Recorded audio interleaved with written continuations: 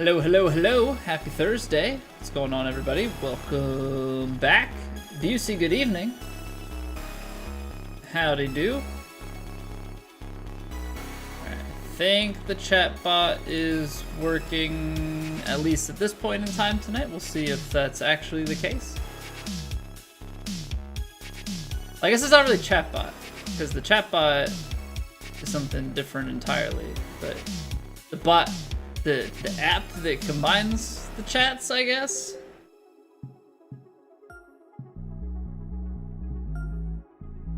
Well, isn't that ironic?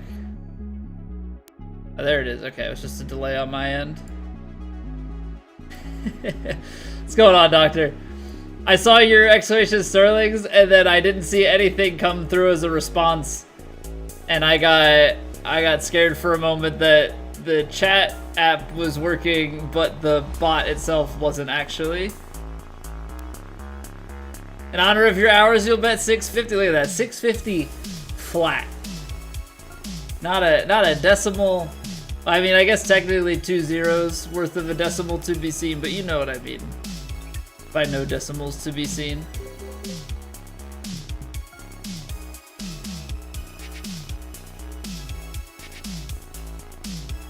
So, pretty crazy to think that we are actually in contention for a top 10 if we can pull out a good round 4. Now it's gonna have to be like a good round 4. But yeah, we're sitting T10 right now. Obviously, a few people sitting behind, you know, lurking. Like if Kara shoots 11 under or better, or 11 under in round 3, she'll tie us, right? And Lindsay, you know, if they shoot 12 under, they'll tie us. So like those are pretty much gimmies for losing spots. I don't see them not shooting well in round 3. If we could shoot 17 under, then surely they can shoot better. But yeah, then you drop down, the next people are at 28 under, so they'd have to shoot 16, or slowing her down to 26, shoot 18. I think that's where we start being a little bit safer for this round. So put together a good round 4 and get our second top 10 of the season. But we can't take anything for granted. Gotta go out there and show up, because if we don't show up, we can easily tumble down the leaderboard. Typical heist.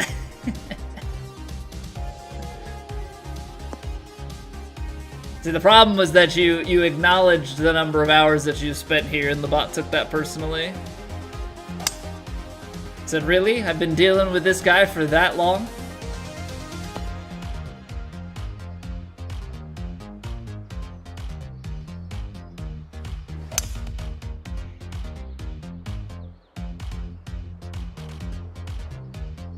I don't know what it is, Doctor. Your luck for 50-50.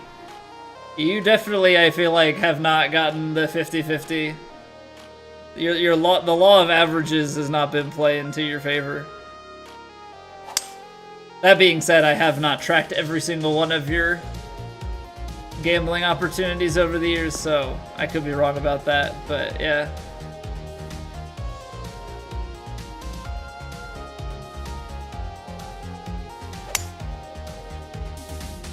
Considering you've been sub 5.5 years, 650 hours isn't even that long. But 550 hours is still a lot of time.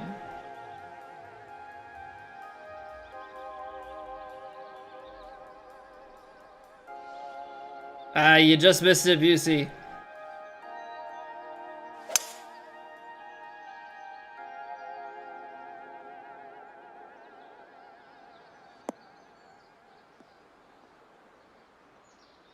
Six years, 1 month, 650 hours.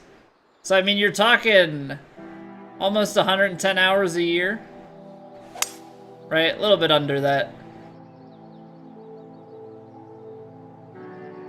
I don't know, that to me is still a lot.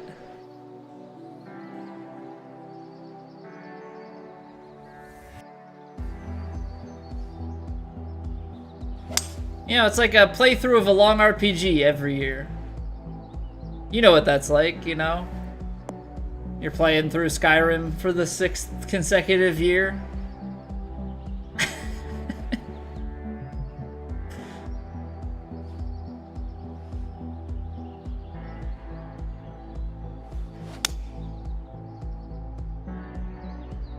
Also, I would say that, you know, schedule change on both of our ends, right? Like, there was a bit of time where I was during the day. I know your schedule has changed with work over the years. You know.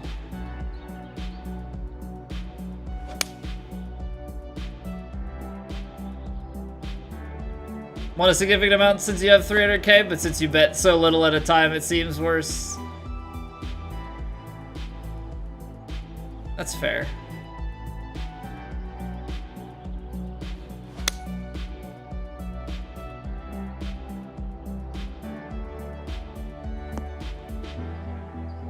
But yeah, I don't know. To me,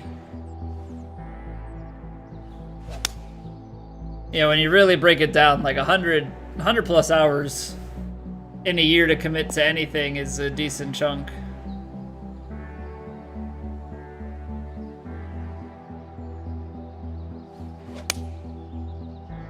Especially because nowadays, like, I don't know, I guess back then, like, we would probably stream like 5 hours. Not trying to downplay it all. Yeah, it's an interesting, way that you perceive your own stuff. Because I think I would probably say the same thing of like, oh, 100, yeah. Because I know back in the day, like, I would watch channels all day long, every day, not miss like anything, and in years you would have several thousand hours. Not even top 10. I mean, you're also the thing is with that list, Doctor, most of those people have been around longer than you. I guess Fang doesn't watch anymore, but I think he was older. Guy is the most recent one on that list.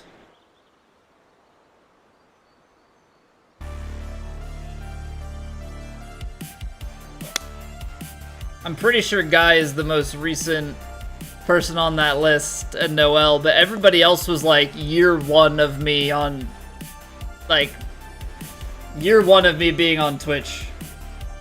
Senor's number is absurd. The fact that he's almost at 3,900.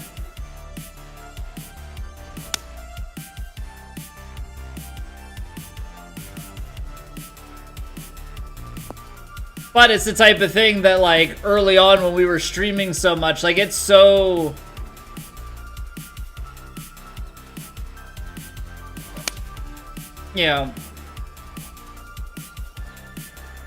I used to stream so much early on, right? Because it's not just like, oh, I used to stream 5 hours a day. It's also the fact that we would stream 6-7 days a week, right? So it's like not even fair for new people to catch up to those numbers. Now people have, and that's kind of crazy. Like if I look at the bot, let me see if I expand the top hours beyond the top 10 here. So you've got, so this is what's crazy, Doctor. So Luke, right? Luke Carr is at 947. Kara, who's from golf, 926. Like, she is not far from cracking the top 10 all time. That's impressive because I have not streamed that much relative to the rest of my streaming career. That's where it gets kind of wild. And then you got some other people from way back in the day, and then Map Collector at 739, Lucas is at 695, and Tuminator. There's only 4 people from golf that are ahead of you, Doctor. And you're really not that, the thing is your hours there's like a big fall off, right? So your hours you're at 650, and it's basically 300 hours separating you to the top 10. 11, 12, 13, 14, 15, 16. I think you're like 18. Do exclamation rank? I think exclamation rank might have your hours, or it's exclamation hours has your rank. One of the two. There you go. 19th, okay. 19th and 19th might include me, though. I don't know if the bot is that smart or if I just can't count.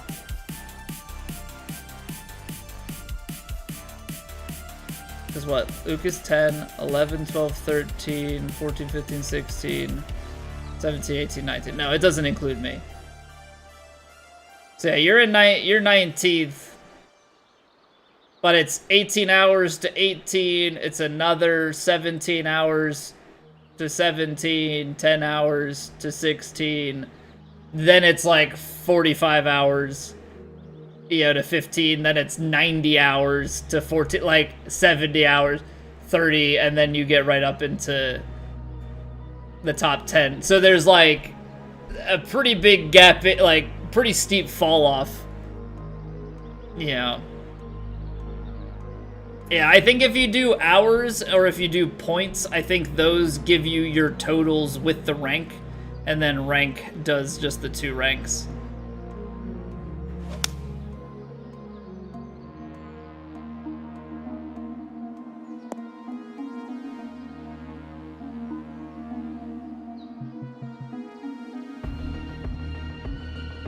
Oh, maybe I don't. Do I not have one for just points? I thought I did. But I guess points is just a remap of Sterling's. Let me see if I have something. So I know we have the, like, top 10.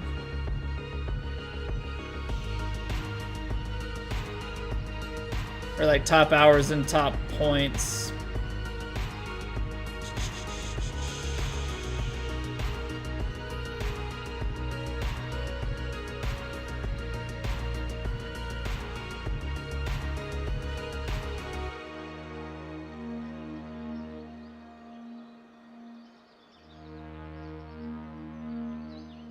Top hours, top points. Yeah, maybe I don't have one that's just the points rank. I thought there was, but it would take me a lot of time to find it.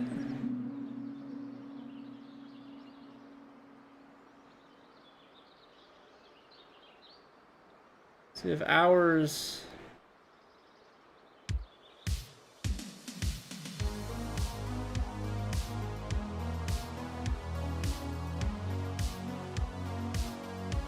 Yeah, I don't think I have an extra one. Oh well. There's enough commands to accomplish what we need to.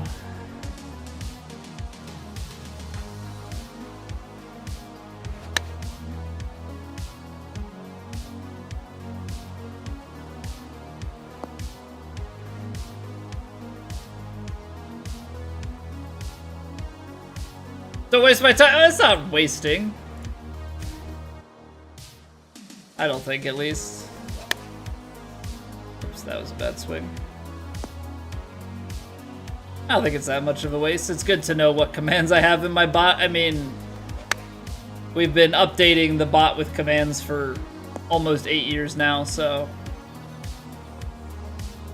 Every time I look through it, I'm like, oh yeah, that was a command that we had at some point in time.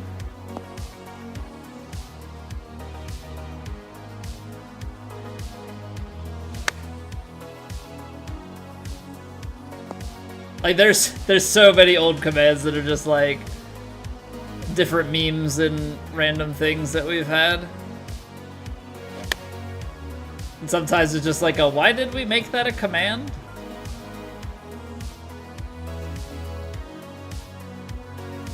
There's like part of me...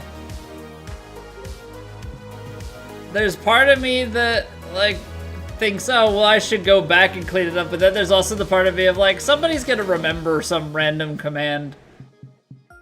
Why not leave it? You know, why not leave it in there, just in case? Only use Uplay? I mean, is there really any other launcher?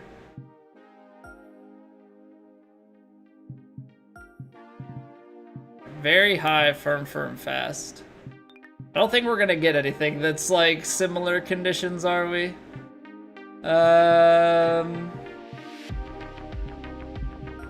I'll have to, I think I want to go to the, with the very high winds, I think I want to go to the driving range and do some very high wind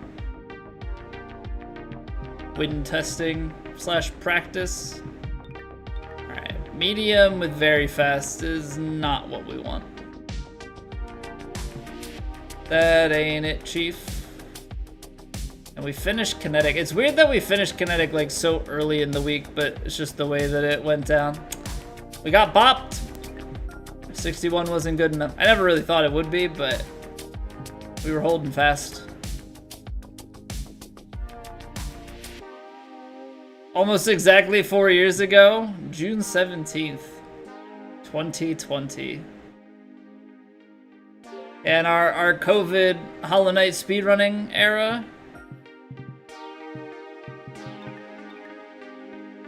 Medium, firm, moderate. I don't know that any of these warm-ups are gonna be good. I mean, we might end up...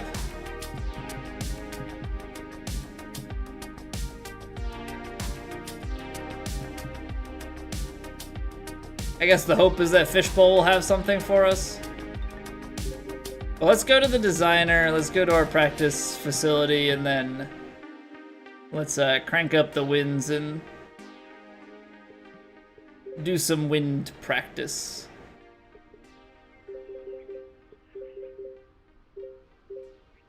I don't remember what headwind is. It's close enough. Alright, so 17 miles an hour lines up with the bottom as we expect it to.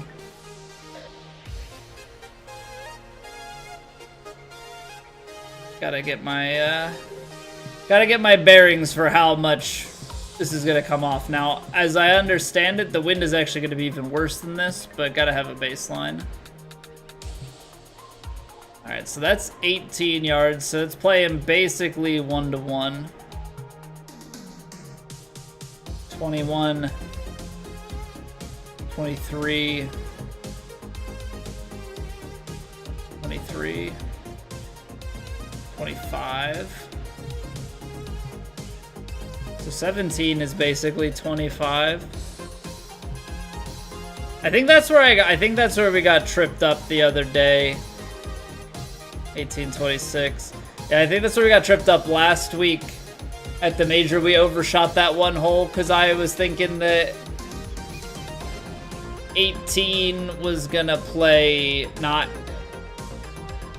8 more, it was gonna play more than that. This is 19 plus 9, so it's playing close to 1.5. I mean, on long clubs, yeah, it's like 30. But I think I was playing it like the 30 mark.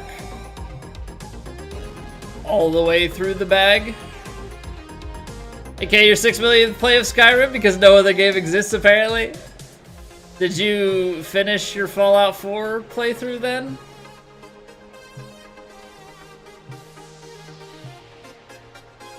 These are all 28.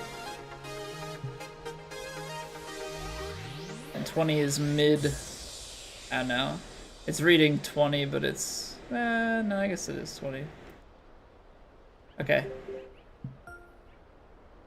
So it's playing close to 1.5 times. If it's longer, it is 1.5 times. So we'll just have to test that theory, like when we see any of the higher winds than that, like into the upper 20s. Yeah, then we'll have to do some guesstimating. Gotta do the DLCs as well, but I got kind of bored.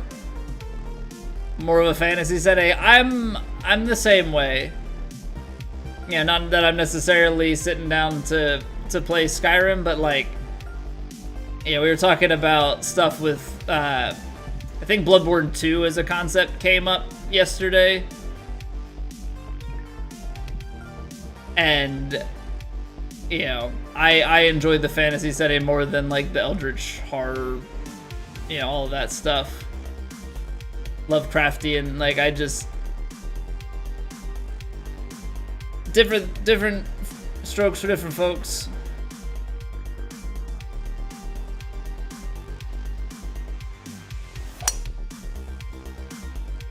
Hey, what's going on, Map?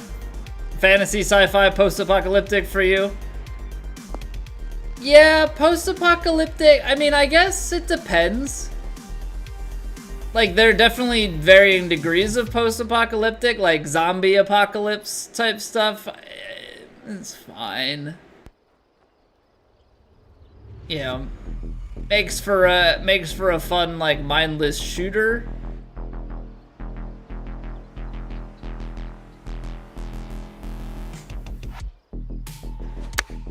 But, like, I never got into, say, Walking Dead or anything like that. Now, I've heard really good things about The Last of Us, and, like, I did, like, I Am Legend as a movie, so, like, there's definitely exceptions. There are definitely exceptions to the rule. You like Walking Dead zombie premise? Not so much Resident Evil kind of zombies? Okay. I've never played Resident Evil, but I did watch a fair amount because there were a bunch of people that were speedrunning Resident Evil 2 Remake, so I have seen a fair bit of that game. The game looked nice.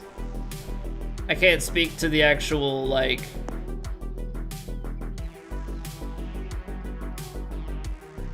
you know, plot or anything, but...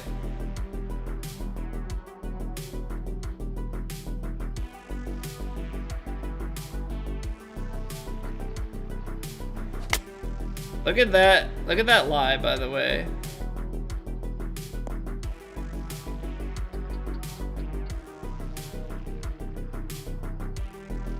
Just straight through the wind.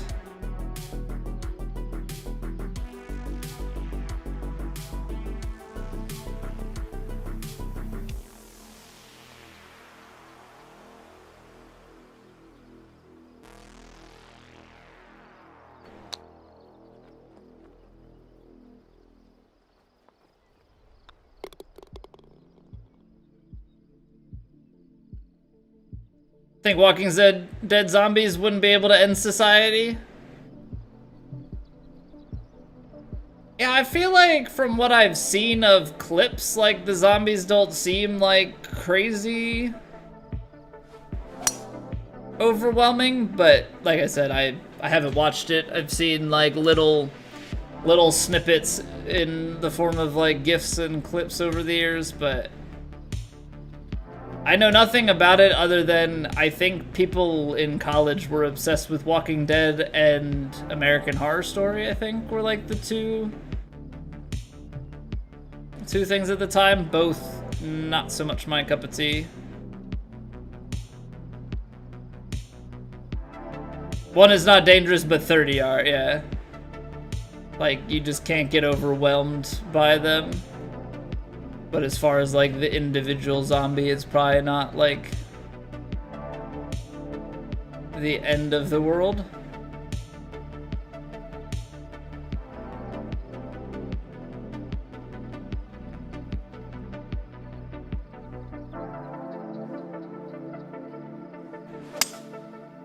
The underhits keep happening. Might be okay here, but... really not enjoying how frequently we're partialing shots that we're not intending to. But streamer, it said that it was a perfect. Yes, but I pulled back the A marker intentionally.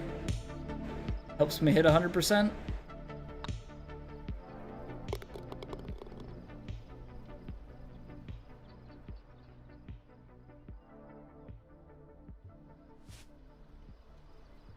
Alright, what do we got here? 242 back. 222, 229, maybe like 230. 12 yards end uphill. So, what, you take the 4-iron and give it the extra yardage? With the backspin?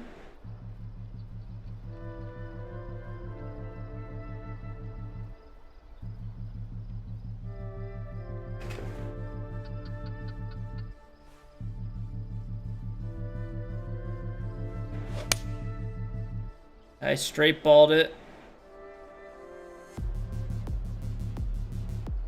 So there's not going to be a slope. And we're just going to be well left.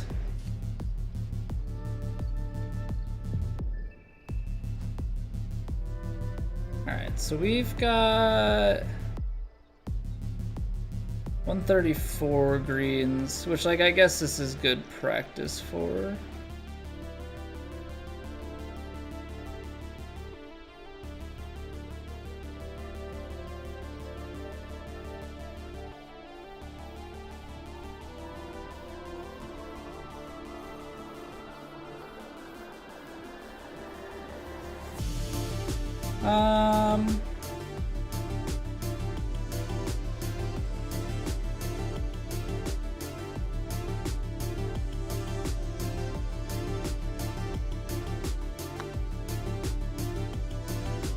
Okay.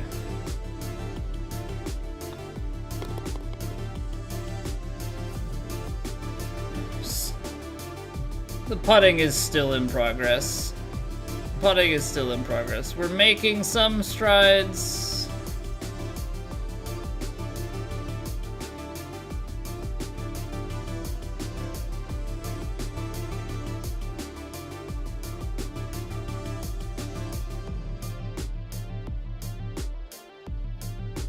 Heels bad, man.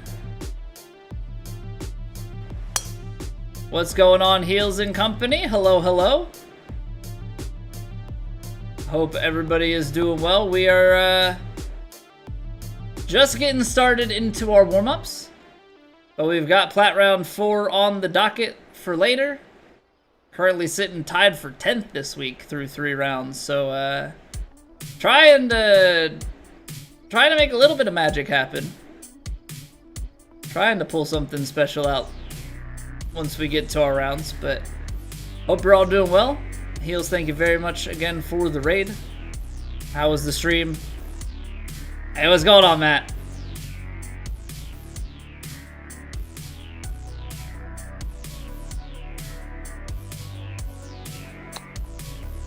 Not quite fast enough. Gotta hang out to the right.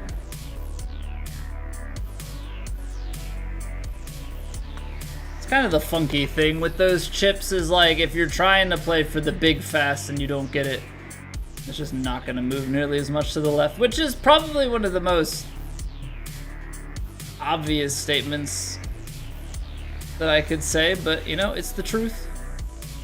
Gotta speak my truth.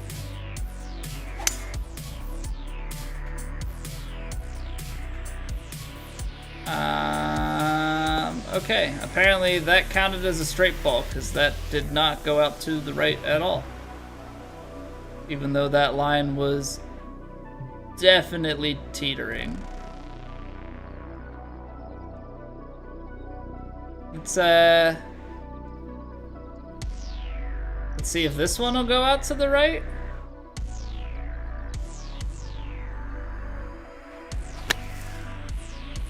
This one will go out to the right. Okay, so literally just missing the push by a pixel. Hey, what's going on, Ecstatic? Top 3. 52 under, and then 2 at 49 under. So we're 5 strokes back of second, 8 strokes back of first. But we knew that, you know, we did not have a great first round and left some strokes out there, bogeyed in the second.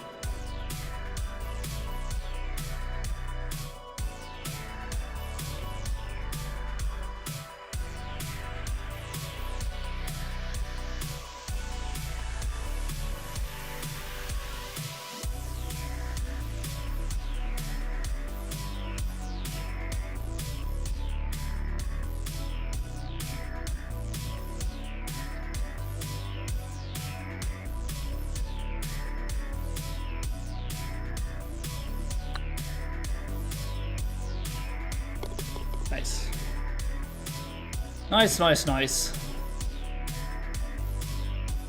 Yeah, now I know we're gonna be putting on faster greens, but it's always Like I always say, it's good to see things drop.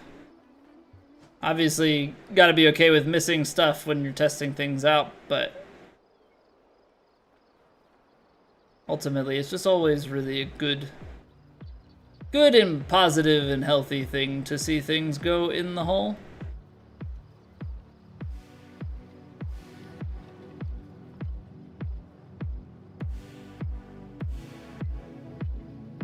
Uh, 144, the 8 in, it's not gonna play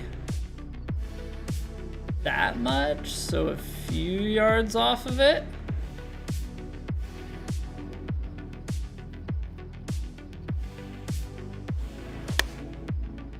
A little bit fast. But we did underhit it, so that's gonna pretty much cancel out. It's kind of been the only benefit to the underhit is when I underhit and hit baby fast, then the yardage is basically exactly what we wanted. We just are off a little bit left. But obviously don't want that. Definitely have a top 5, if not top 3. Well, the thing is, there's still a couple of people. There are at least 2 players behind me that I expect to catch us through round 3, so I think realistically we're looking at T12 through 3 when all is settled. Maybe T13. You know, there are a few left to play round 3 that could definitely track us down through 3 rounds.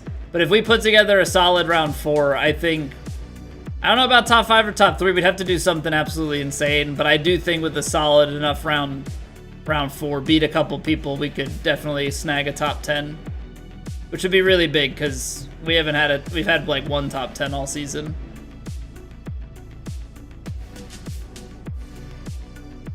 All right, so this will put us back at like 190 and then let the wind ride it in and be a little bit short.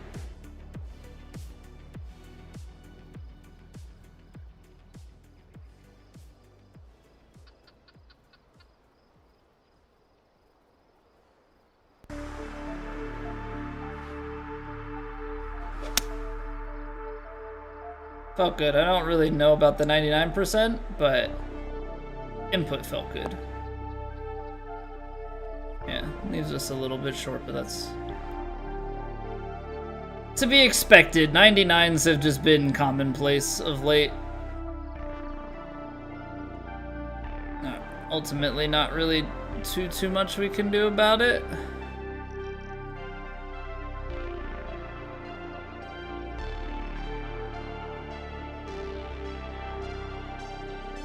Oh, that's not what I wanted to do.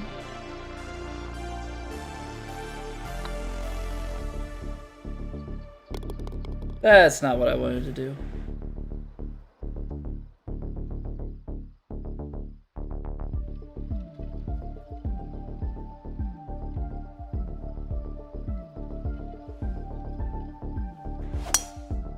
I am hoping that we can get 1 round of fast greens. I don't think we're gonna get the very high wins for practice, but I would like to get onto fast greens.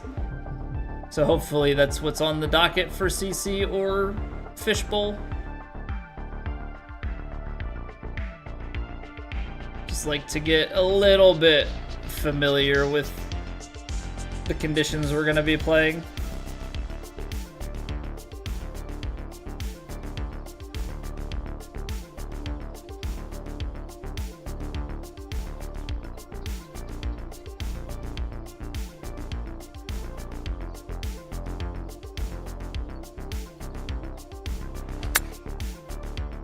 Fast. Probably should have a good enough release to the hole because of the light rough. Not terrible. It's just you want to be cashing these in. You want to be cashing these in. Now it's just like, how much does that foot lie play at the start? Is that I think there's like a baby amount in there.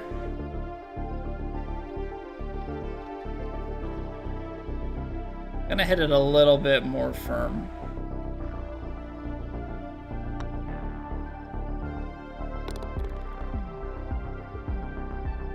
Try not to make it too confusing on myself.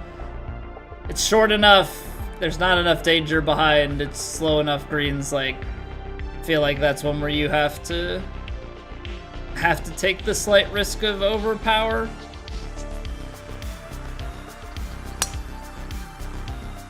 Baby Fast should be able to carry this. If not, I'll be a little bit shocked. Oh man, close. There's almost not enough wind to get the job done. Okay. This is definitely in the category of if we play this to land on the green, I don't think we can stick it. So I think maybe we're gonna have to go. It's 15 yards, 6 iron.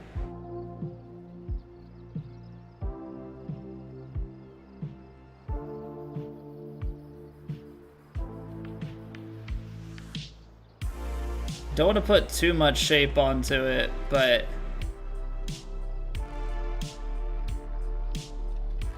you like have to make sure you give it enough.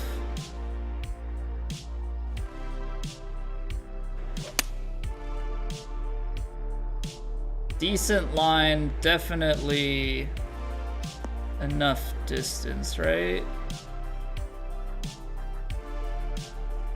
Well, enough distance to get on the green, yes. I guess I shouldn't have put the shape. I just expected the first couple of kicks to go a little further.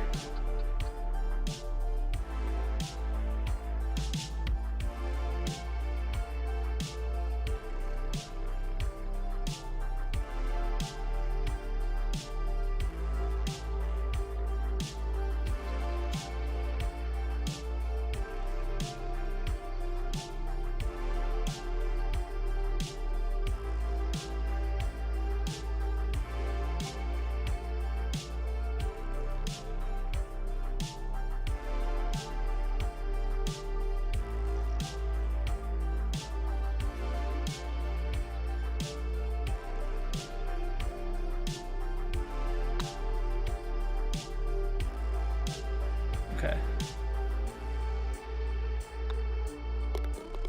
Trying to do the numbers a little bit fast there. Definitely overestimated.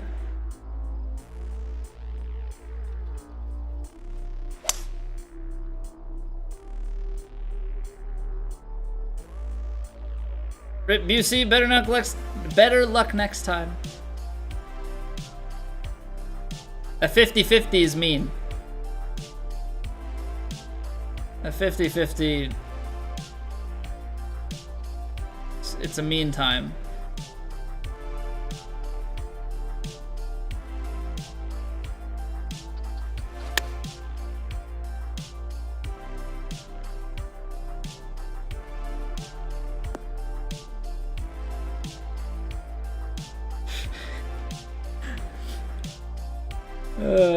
I had... This is so bad. My initial thought, Doctor, was like, yeah, Doctor is resident loser. He would know. That's so... That came across a lot meaner than I wanted it to.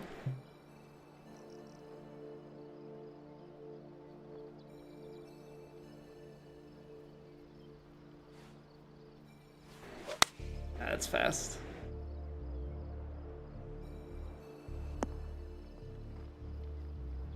It's funny because it's true, you know, the best humor does lie in reality. It truly does. Hey, what's going on, TFR?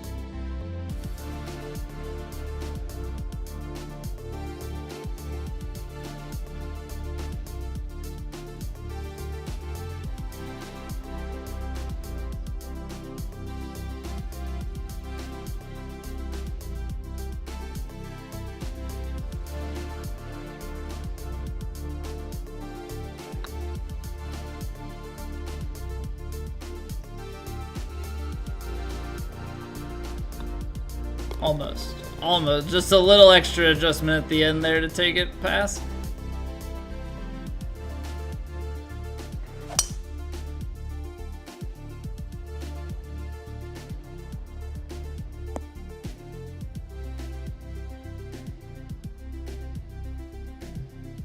$218.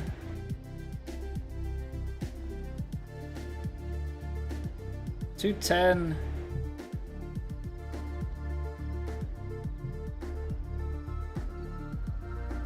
The thing is, I've gotten caught out from doing too much adjustment, so like I definitely want to be somewhat mindful here, right?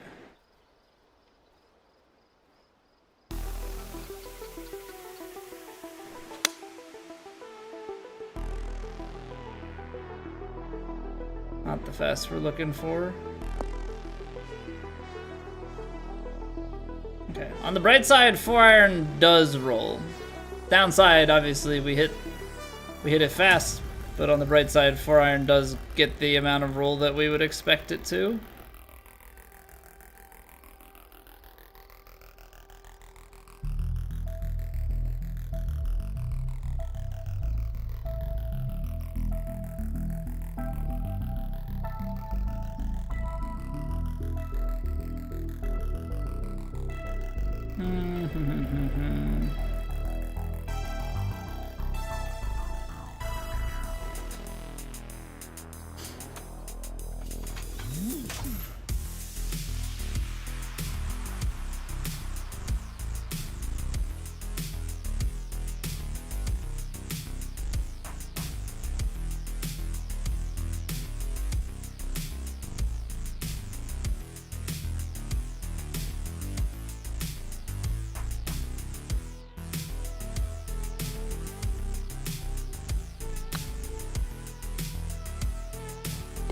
I almost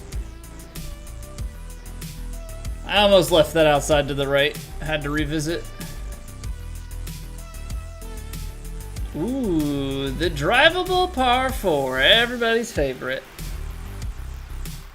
265, you're gonna get out into the 270s, 280s.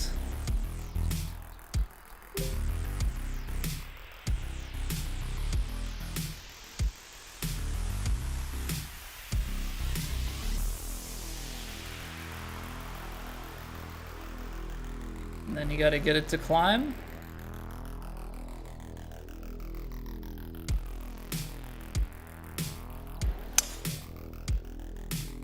Baby fast, come on, keep fading, kick right, kick right, kick right.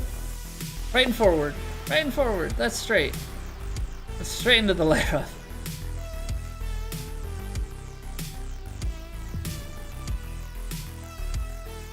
Honestly, that's steep out of there.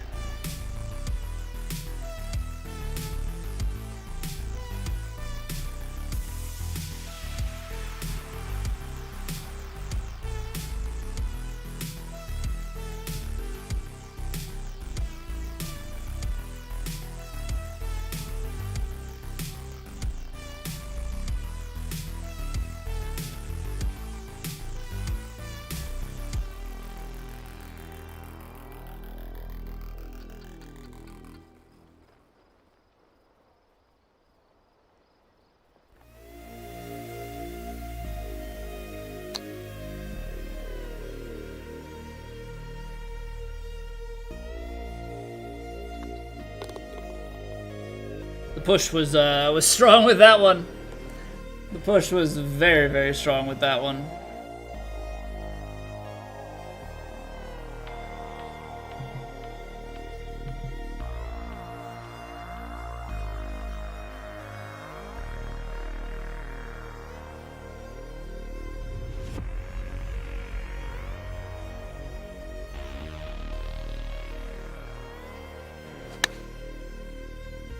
What is...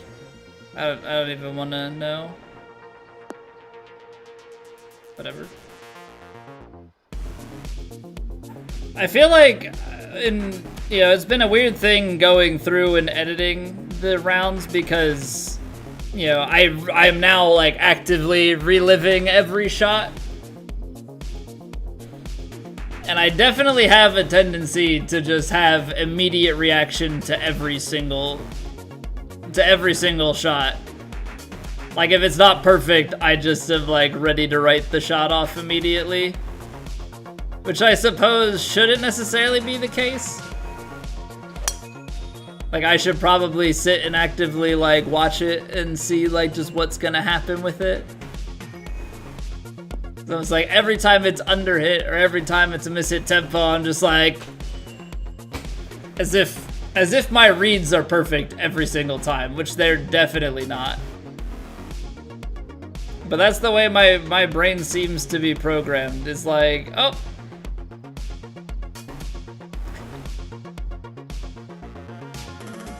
Missed input must be the worst shot ever because there's no way that you could have been wrong about where you were gonna land in the first place.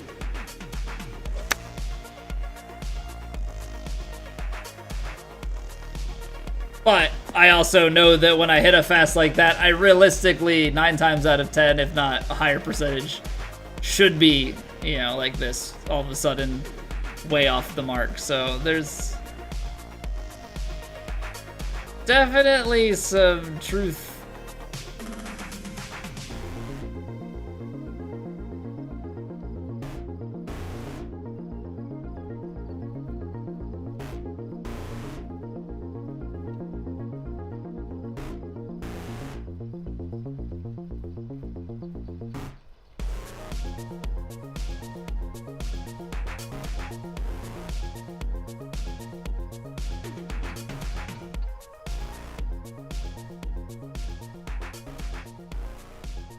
See, what I don't know, so I feel like this goes out to like a flatter part or where it potentially turns away, so I'm gonna give it just a little less, but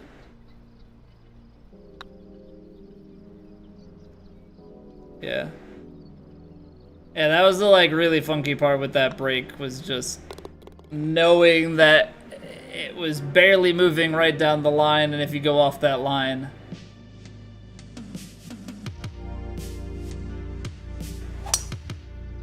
wind turned in on us. I mean, it's 4 miles an hour, so it's not the biggest deal.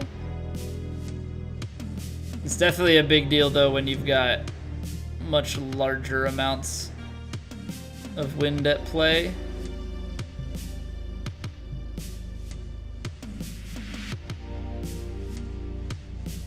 Oh, this is gonna come out so far left.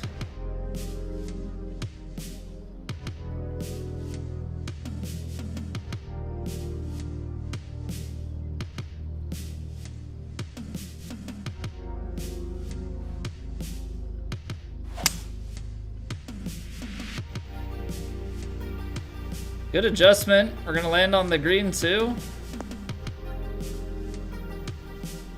Ah. Little high up. Little high up, so it just is able to crest over this.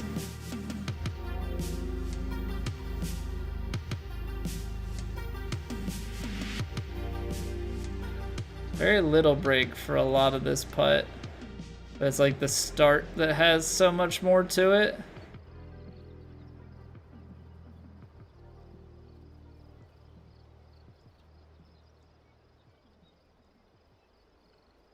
Okay, come on. It's downhill quite a bit behind, so I want to be careful with it.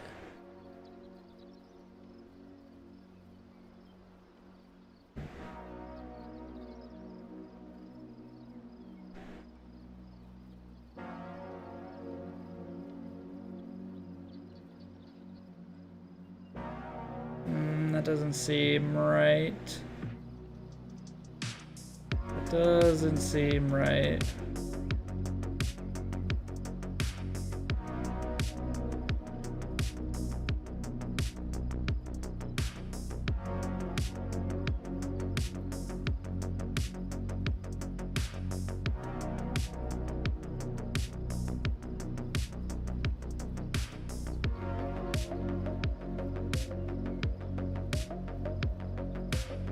Then again, it's like...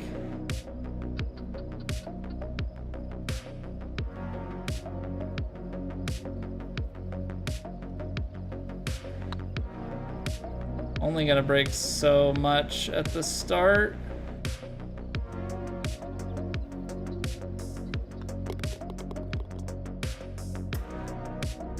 So close. So close. Alright, time for the stinger drive.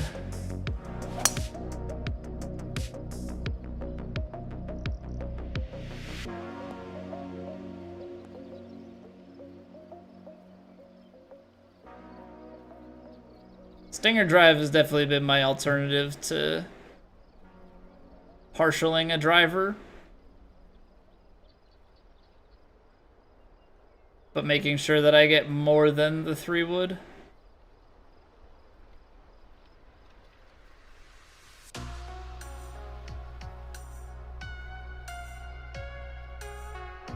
$7 miles an hour. How's this sound?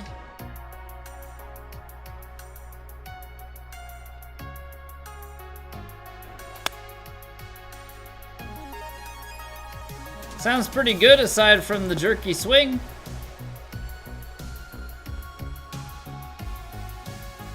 Can't get to the top of the swing and just... Ah!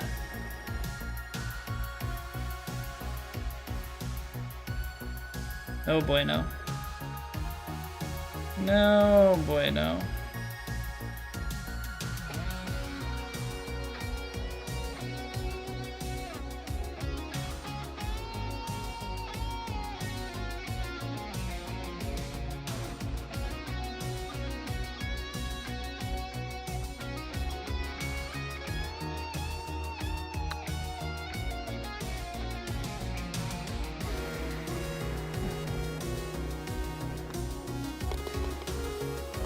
We're still messing with stuff. Fortunately, was able to make a bunch of putts yesterday.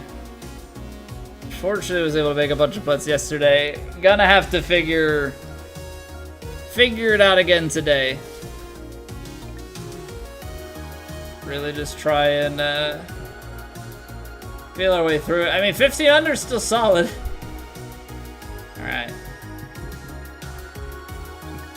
So that's medium wins. We got firm fast greens, that's good. I just want to see, does Fishbowl have potentially fast greens with higher winds? Just so we get a nice little sneak preview round to adapt ourselves with. Yeah, I keep leaving myself with an empty cup of water to start stream. Really, really good. Alright, we're gonna play CC then.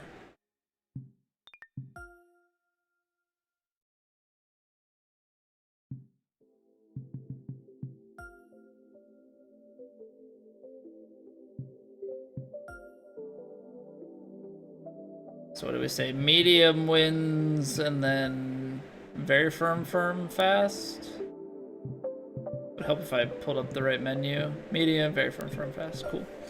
Alright, so I'm gonna go top my water off. Appreciate you all being here.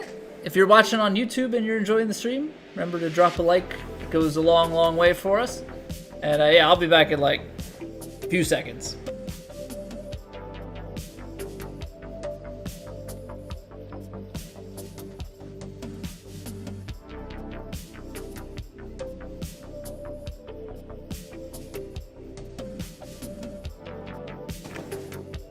Easy. See? The beauty of having a sink like right behind me. And no, I'm not streaming in the kitchen. But the beauty of having a sink right behind me is fast water refills. Unfortunately, there's no bathroom in here, so if I gotta go to the bathroom or do anything else, I gotta leave the room, but you know. Sometimes all you need is the water. $3.89. It feels like it's way closer, but it's really not. It's still like 350 yards to the front of the green. For whatever reason, depth perception makes it feel like, oh, if you just full backspin with the wind, like it's gonna carry, but it's not gonna get far enough. It's not gonna get far enough. Just lay it back and go from there.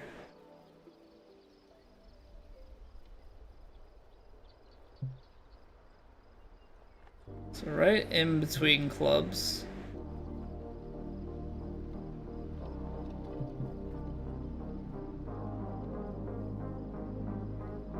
But the thing is, if we are going to put some loft onto this, we should be able to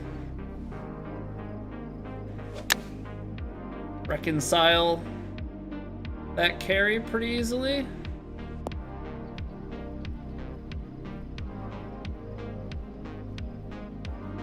Still a little bit of kick. I know it's firm. I think with the loft there that I get it, but I guess with the tailwind, maybe not.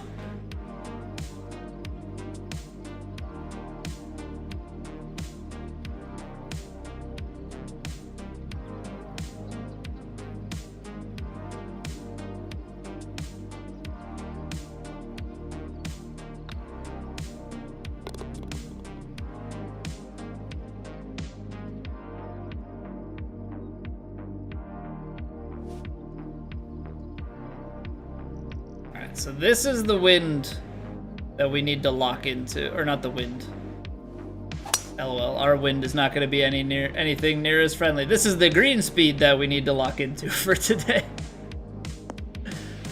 Now we're entering right into a windstorm. We are going to get absolutely blasted by the wind. Hey, what's up, Croto? How we doing today? Hope all is well.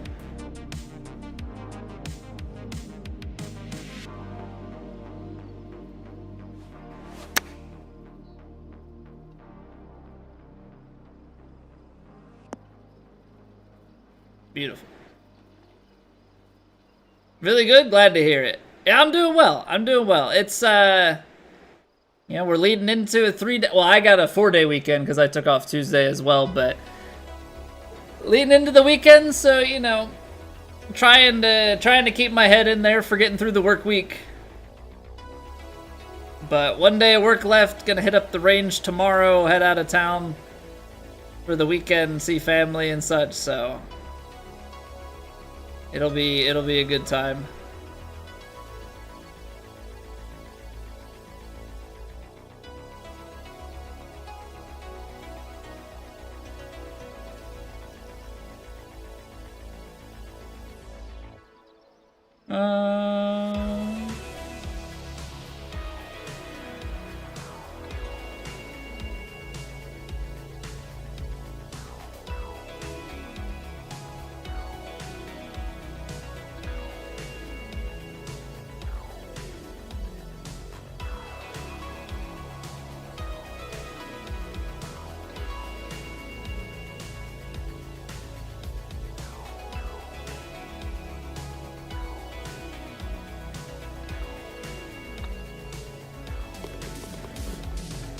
I don't know why I was like tripping myself up over that.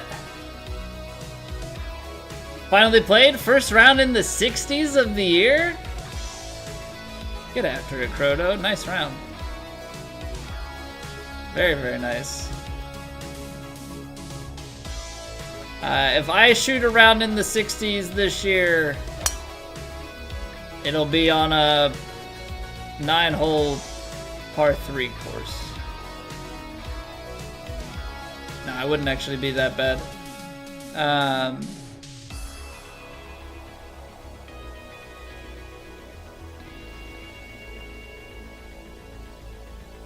Yeah, I'm not shooting anything in the 60s though. The goal again this year is to just get into the 90s multiple times, I think. There's a par 63 near you. You could break 70 potentially. Par 63. Par 54. So is it some sort of executive course that just doesn't have par 5s and has more par 3s than 4s? Like, I guess that would be...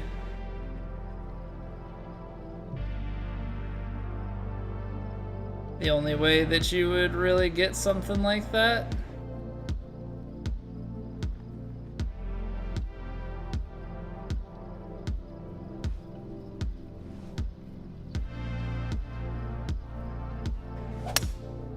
I hit it a little fast, so we're gonna hang way left. 27 hole complex, 2 32s and a 31. Okay, interesting. Yeah, we don't have anything quite like that where I'm at. I know that there are courses, actually, I don't know of any that are like multiple 9 holes that you can play in different combinations. I know that's a thing, but I don't think we have anything like that near us.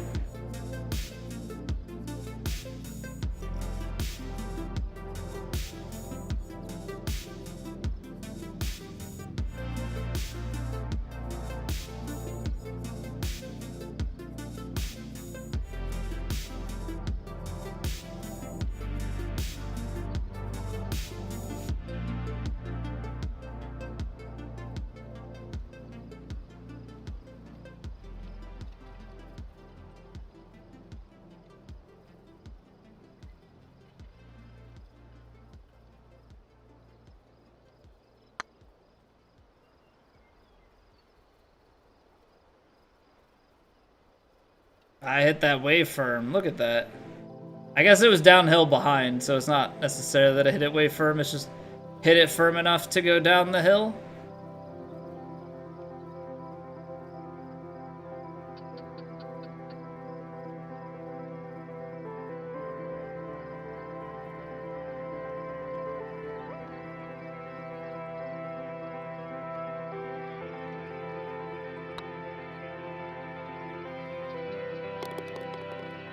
$16 gur. Spicy. Spicy. I'm lucky if I get 16% gur. That's no lie. That's actual, like, that would be a lucky round, not a... It would definitely be a fluke.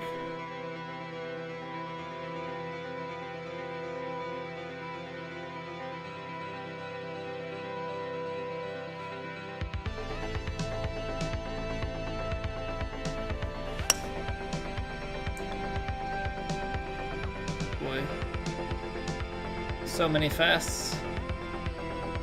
Hey, what's going on, Drew? Welcome back. Striking the irons really well. Yeah, ball striking is the thing that I've been working on since I started playing, but it's definitely been something that I've been trying to double down on, focusing on. Once I can get the ball striking going, my scores are gonna drop so much. Like, so much. It's not even funny.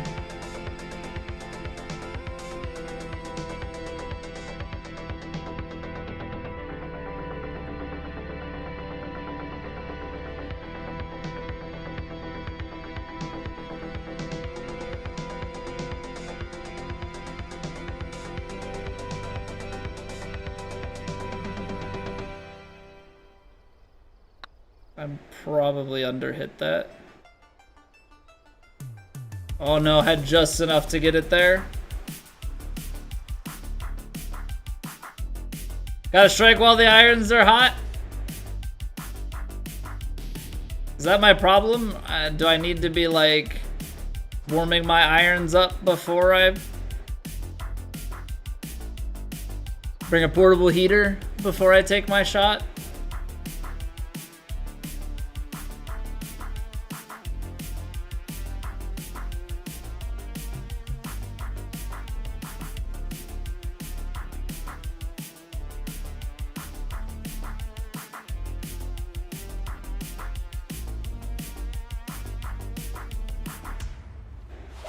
That's fast. That's such a bad swing.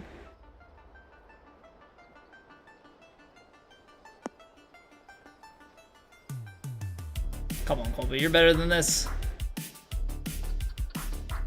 Golf bag in your car, irons will stay warm. Easy 1.5 smash factor. What's going on, Johnny?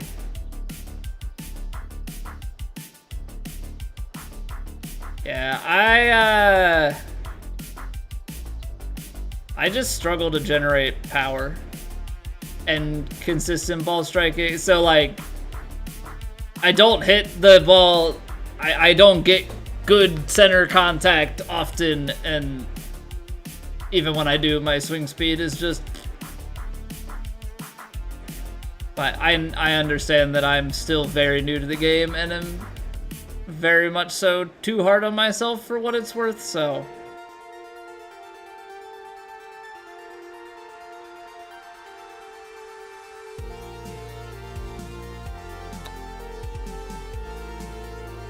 Oh, that's interesting.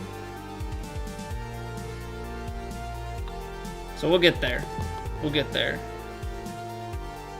Love your new Tacomas? Nice. Tacomos. I know we had talked about it a long time ago, but I did double down and I regripped my clubs as opposed to getting new ones.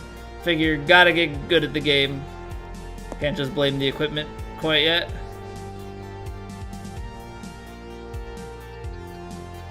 Chill balls in Colorado so they don't go as far? Wait, is that actually a thing?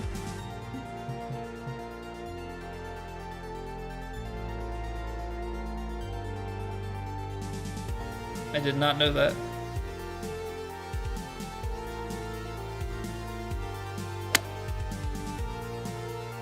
This is gonna release, but there's a backstop. Ah, it's gonna park. I didn't want to put shape on it though in case it landed shorter. More humidity than temp.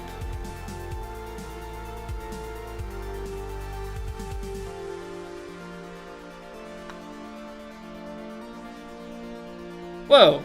Whoa, whoa, whoa, whoa, whoa. In what world does that actually break back at the hole?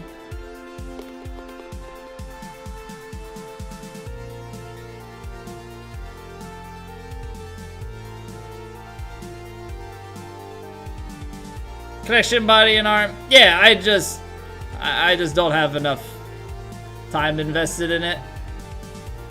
I think is ultimately what it boils down to. Hard to build muscle memory when you're not out there playing every day. So it's a slow grind, but we'll get there eventually. I have some faith in my ability to learn.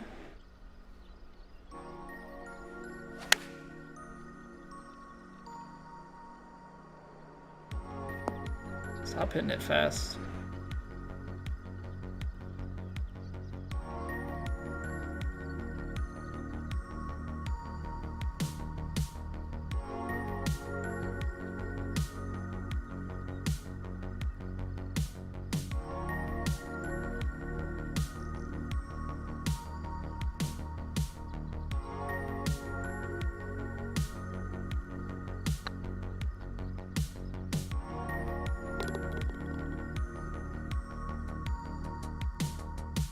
So scary aiming when there feels like there's that little break. It's so scary actually putting that aim out.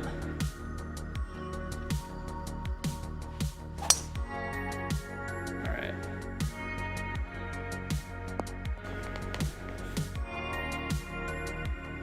Come on, tempo. Come home.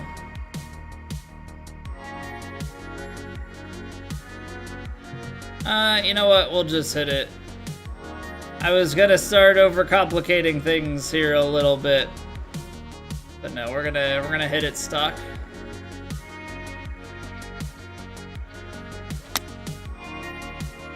Keep hitting these baby fast. I mean, that one's a little bit more than baby fast, but baby fast do do do do do do baby fast do do do do do baby fast do do do do do do baby fast. Fortunately, for anybody that's concerned about my well-being, I'm fortunately not in baby shark mode with my kid yet. Have no fear.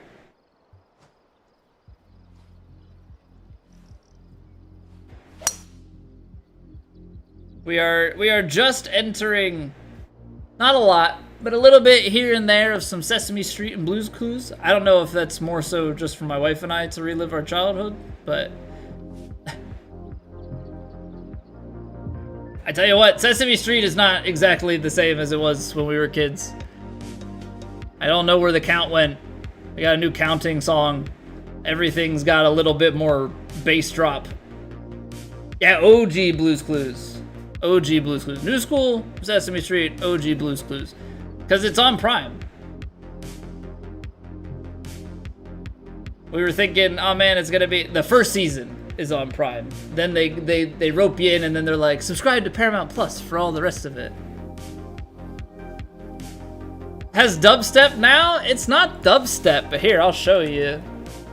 Sesame Street number of the day, I guess. It's like way more modern. No, I don't want the 5 years ago. That's count. I want like new school. Yeah, here. Elmo and Abby's count. All right, can you guys hear this? You know what time it is? It's time for the number of the day!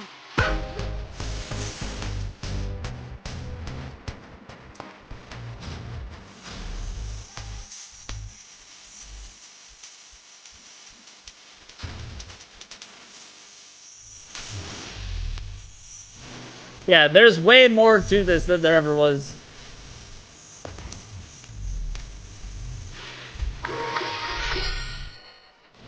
Yeah, so that's the gist of it. That's the gist of it. Sesame Street's got way more of a bass line going.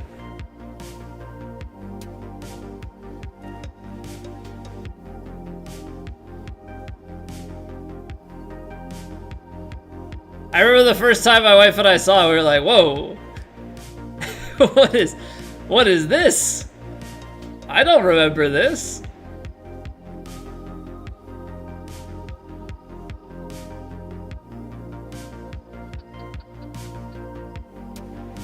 That's fast. Swing is getting away from me a little bit here.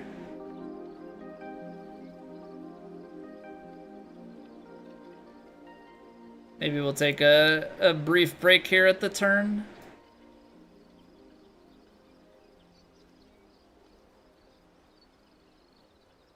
Give ourselves a little bit of time to reacclimate before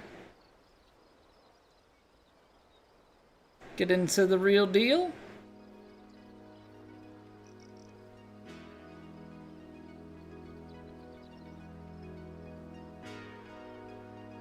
I gotta play it back.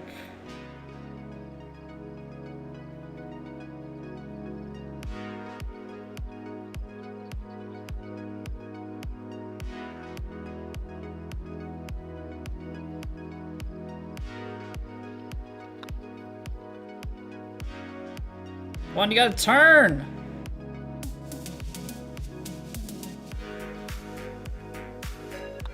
They're really just holding out there. That's not Sesame Street. That's what Sesame Street is now. Everybody, stuffy big. I'm Elmo and I know it. Oh my goodness. Well, what have you done, Elmo? Yeah, when you walk on by, you might. Man. I'm Elmo and I know it.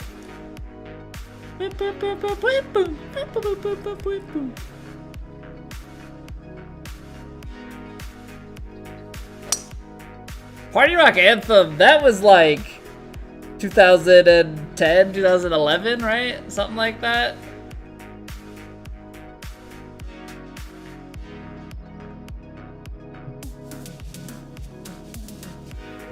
I know it was high school for me. That's what I'm remembering.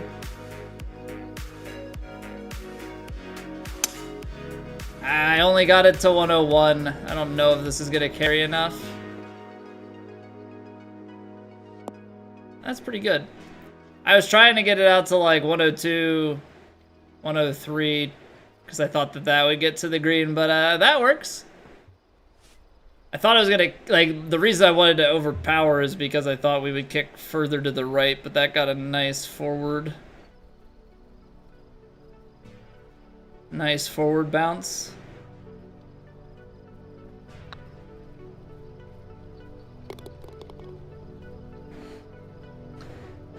So yeah, Sesame Street do be changing. Sesame Street do be changing. I guess a couple of years ago, Elmo got a dog Tango. Trying to think what other things. There's some like animated segments to the show now.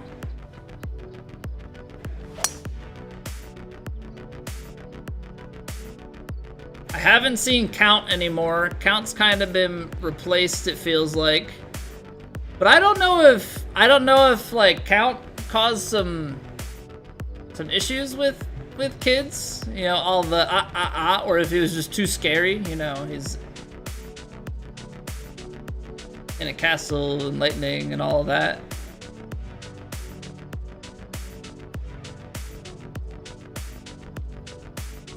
Trying to think what else is different.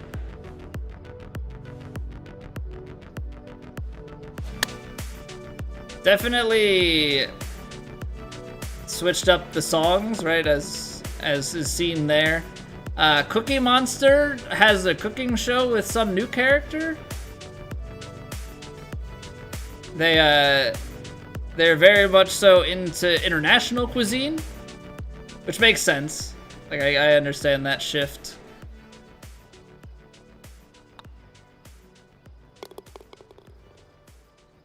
If the Count was too scary for this one, I don't know. I'm trying to speculate here because I don't have anything other than I haven't seen the Count.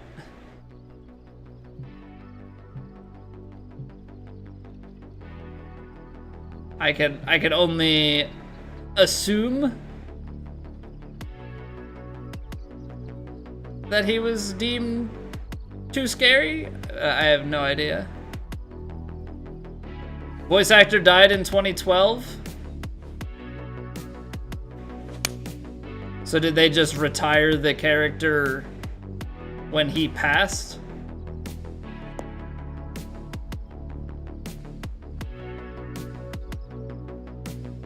Because if that's the case, does that mean that Elmo can die? Elmo's supposed to be like 4 or 5 years old forever.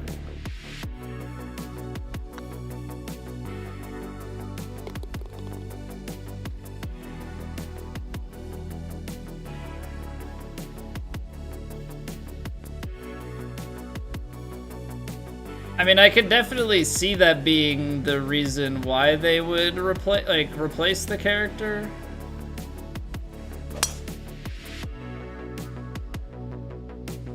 But also have a hard time seeing how they, you know, could do away with a good number of the characters. I don't know.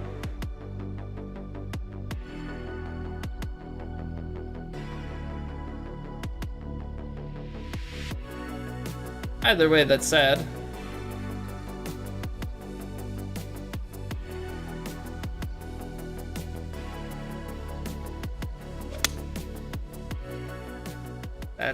That's bad. That one was not great. Under hit and yikes.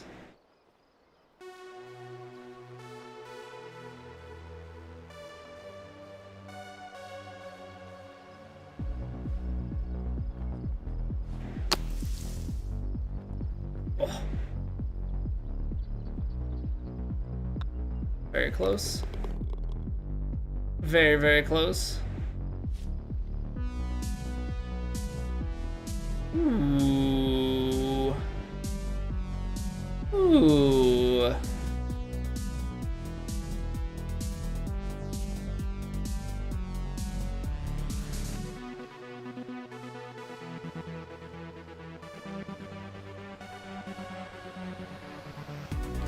This could definitely be too long, but I'd rather... I don't know, I guess it doesn't matter.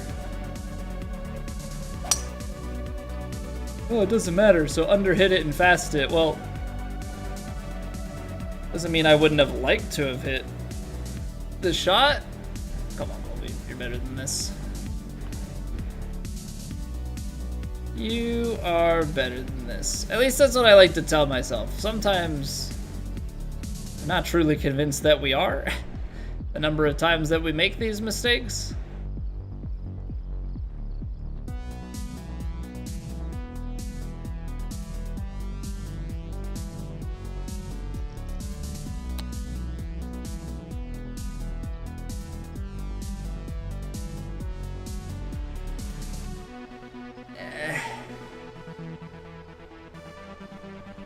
It's a downhill there, like I don't know if there was any way to...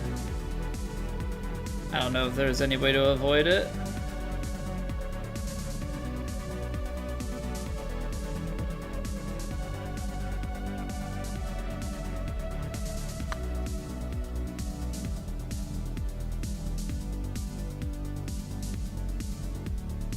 I think I underhit it.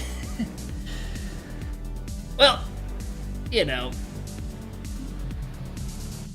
So it goes.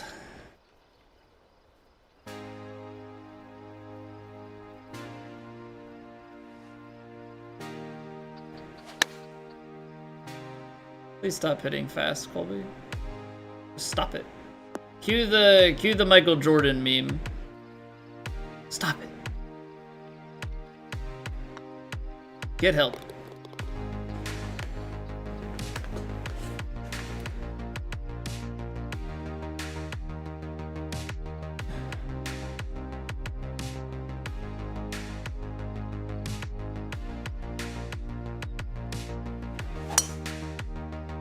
That's the swing. If we can have that swing all day, that's all you need. Right, ecstatic. Stop it. Get some help. That's pretty much the dialogue that goes on in my head every time I miss a tempo.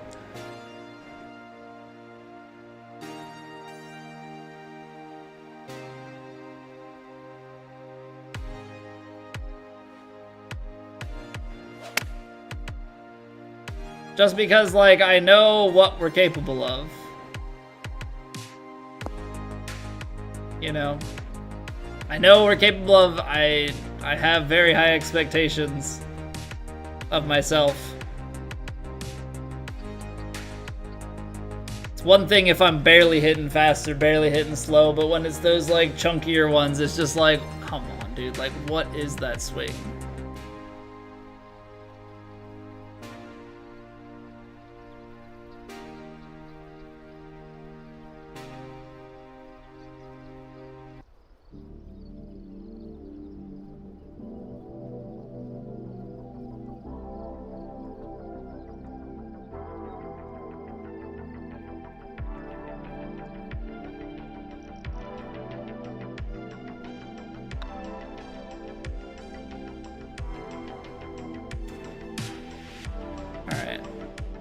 I like keep making adjustments to things and I'm like ping-ponging on, like those downhill sliders have been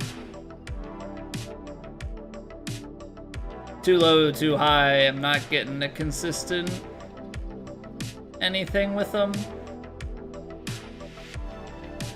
But we'll keep trying it. We'll see what we can do.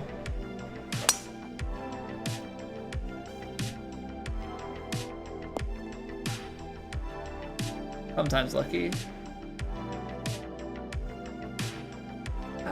Tailwind. Hey, what's going on, Noah? Came here to check out PGA Tours. I'm very biased. This game is a whole lot of fun, especially if you're into, if you like the concept of your input determines your output and there's not really randomness.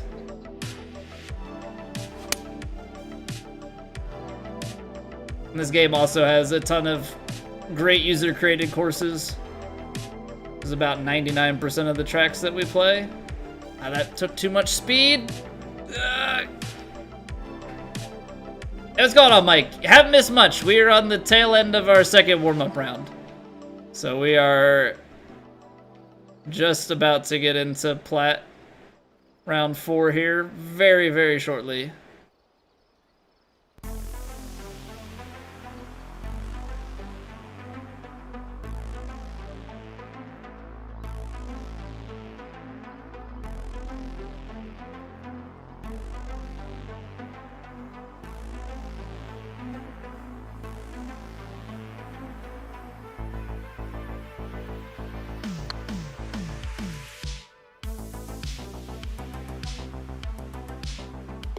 Bomb. Bomb. Although really should save that for next round, not this one.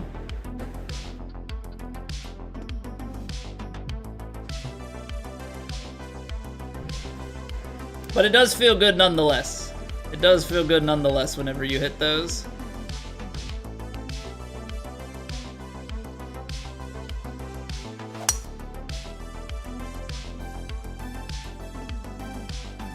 I think I've hit this stinger on this fairway pretty much every single time.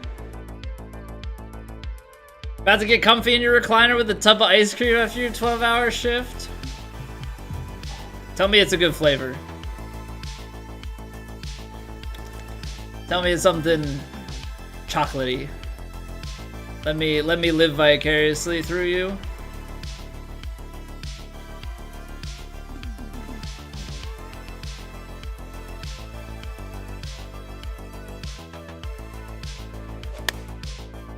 That's the ball striking. That's the ball striking we want.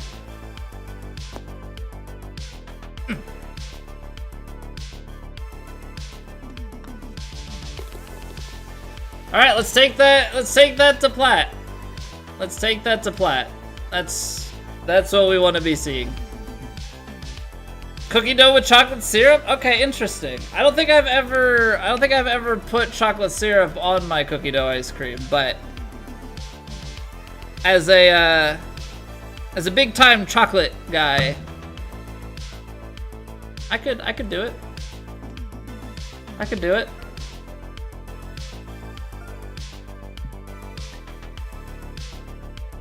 All right, see what we can do. Plat round 4, final round of the week. We've got a potential top 10 on the line. We've got a potential top 10 on the line. Big round here. And we could see ourselves getting our second top 10 of the season. So here we go. Round 4 conditions. We move back a tee box. And the biggest thing about this round are the winds. Very high winds out of the southeast, firm fairways, firm greens, and the greens are fast, so it's not gonna be easy. Plain and simple.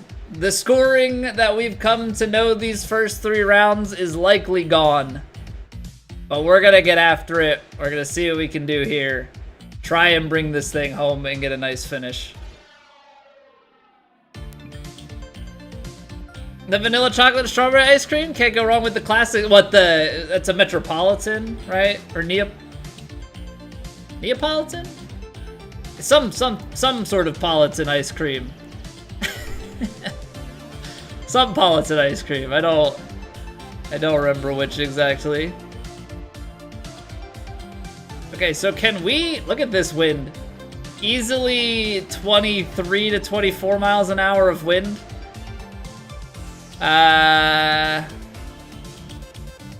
317, 330, and then wind is playing back into the face a bit.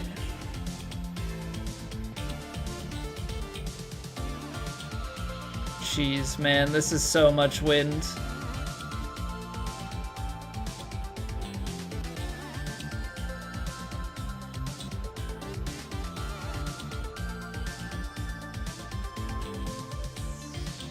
I'm just trying to like picture this, because obviously I wanna go for it, right? Obviously I wanna go for it.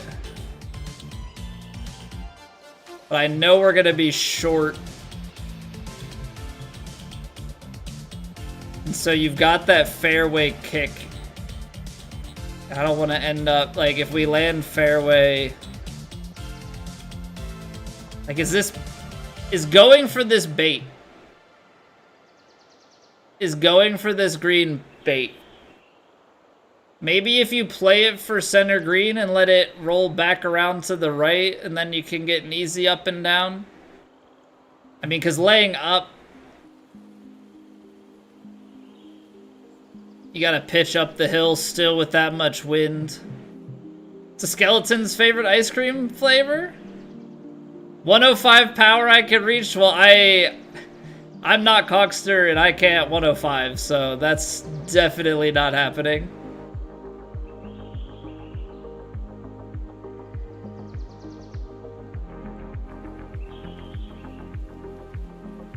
Necropolitan, nice. I'm gonna take my 100% power shot.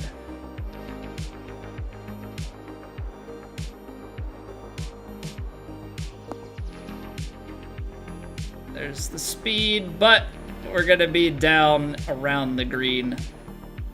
And that's all we can really ask for. Honestly, that's all we're really trying for. We're on the green, we hold it. Okay, 41 footer for Eagle.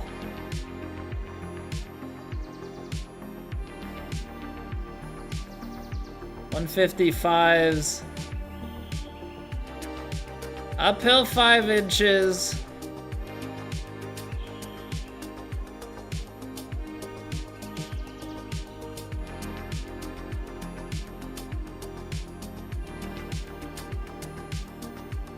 Flattens out quite a bit at the end.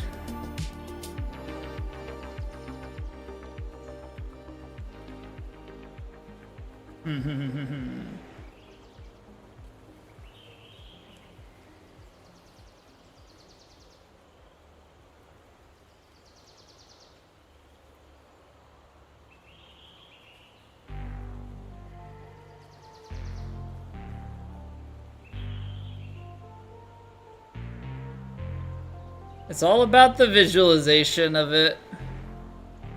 All about the visualization of it. Because I think you've got some pretty substantial break in the early going.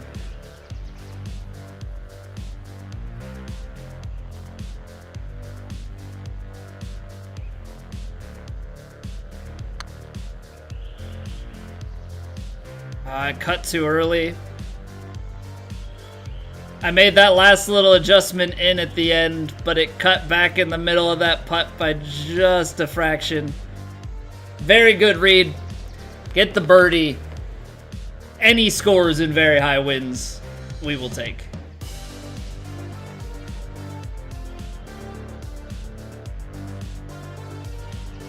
Especially, like, these are on the higher end than what we've been seeing lately for our very high wind rounds. So like, we've got something close to like 21 miles an hour of wind here.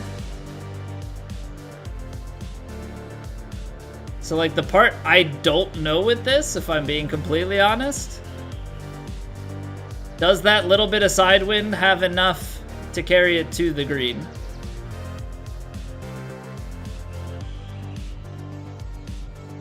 If it does, like, I want brakes on.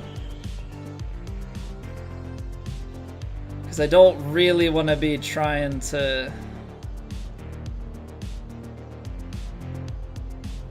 Yeah, I just...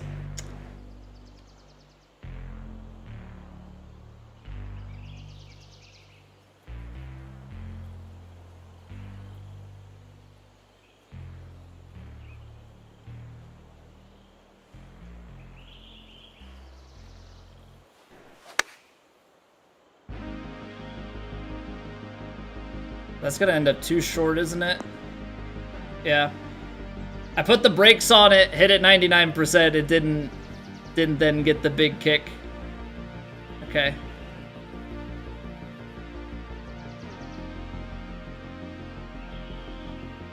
Now, admittedly, we've been struggling with these a little bit But I think this is gonna take the bounce and roll. 7 yards.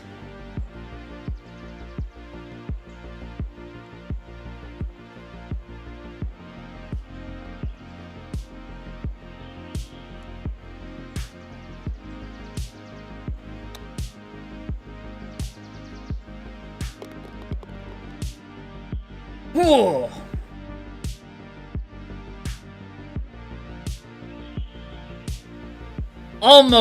Almost got away from us. But we will take it. Very good adjustment there. Alright, these back tees, you just never have a chance. But if you go straight away here, wind is in quite a bit.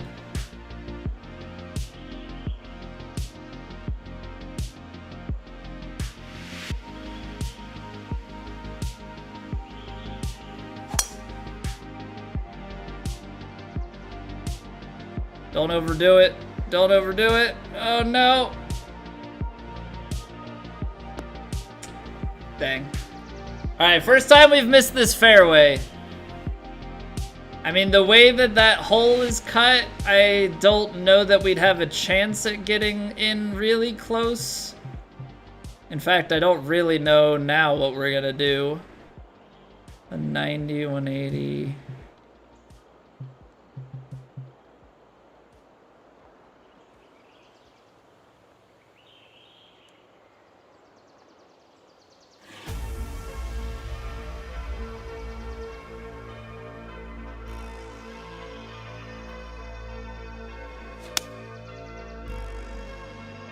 Just kind of send it up there around the green, and you've either got a long putt or a chip. Probably more than a chip. Oh, no, actually it's not. 26 yards. Obviously it's full brakes, right? But then it's just a matter of how much do you take off?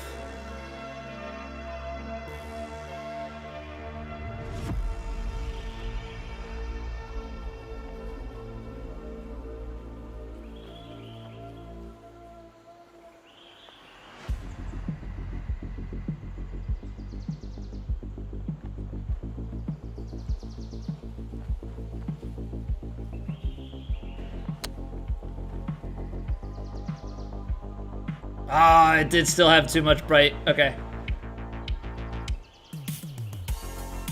I just still always expect release on those long ones, so a little bit of work cut out for our birdie. Little bit of work cut out for our birdie.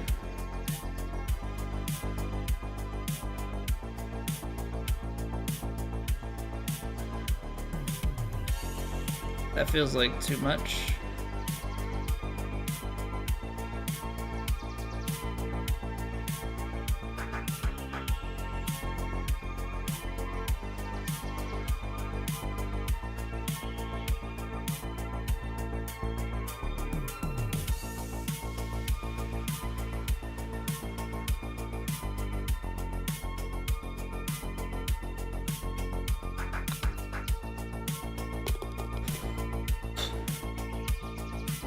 Three for three. Let's keep it rolling. Hey, what's up, Lockshead? I hate to ruin round 4, but you've arrived. I hope you don't actually ruin things, but we're scraping by so far. We're scraping by so far. I hope you're doing well, dude. All right, can't mess with the wind. Can't mess with the wind. It plays so much. I mean, look at this thing. That's not even fully sideways. I just don't want to mess with the driver because I feel like it could still bounce all the way through. Okay, 153. We know based on the way that the second hole played that this wind shouldn't really take us much for extra distance. So 149, downhill lie. Gotta play a little bit of this shape. How much wind is this though?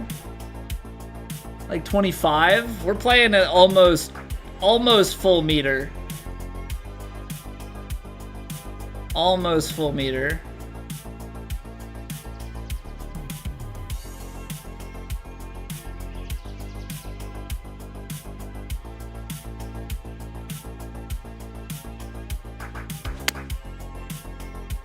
Look at this thing bend back. I underhit it, and I guess that wind ended up actually playing kind of headwindy. Yeah, it did. All right.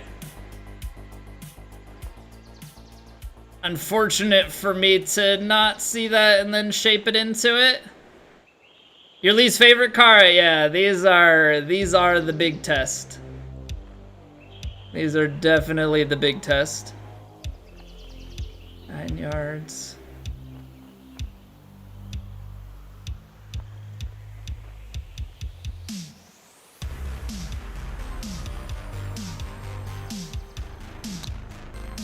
Ah, too big of a push.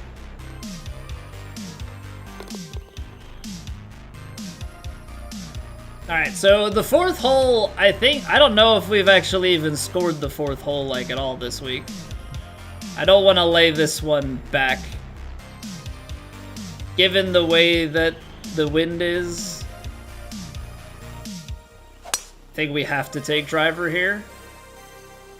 Get it over to the left side, kick it right, and then get the pitch up the hill.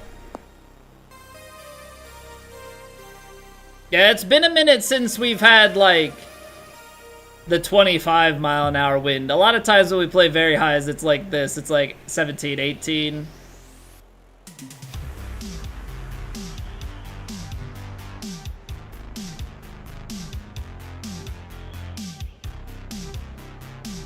Alright, 117. It's definitely not 23 yards with that sand wedge. Let's see. This is one you have to play with front spin to not roll back. Like, this is a spin control shot, and I don't want to try and take this pitch shot. I'm just not good enough. I don't take, and by not good enough, I mean I don't ever take that club. I don't ever take the 9-iron pitch, so I have no idea what I'm doing with it. 26 feet uphill. 104, probably 103 with the live percentage. That would be 9 yards from this wind, which is not the case. All right, 18.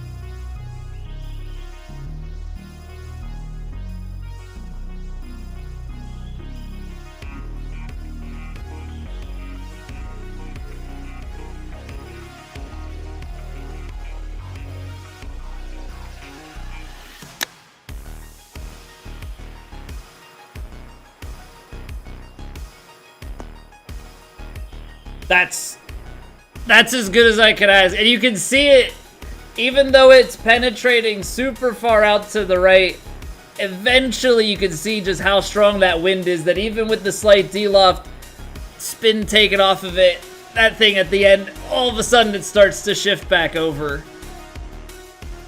If you have like just a normal high wind or under, that thing fires right and just never comes back, but because it's very high,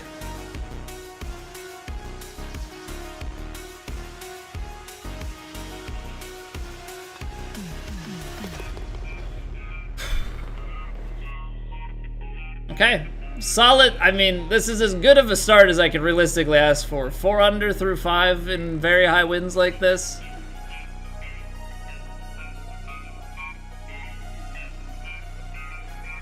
We're definitely scrappy. Sure you do, Lockstead. I'm sure you do.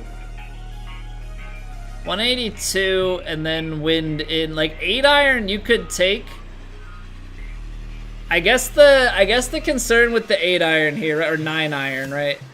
9-iron would be it gets down towards pin high. Wind is gonna keep it back though, and then it rolls down. Is it gonna be too much roll because it's not really a headwind? Like, that's my concern with it.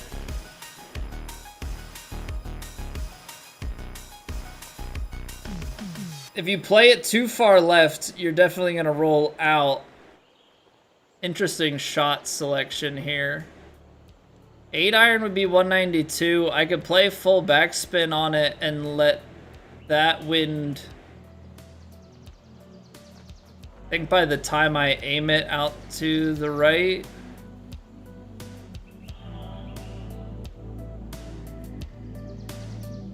the 8-iron should be sitting.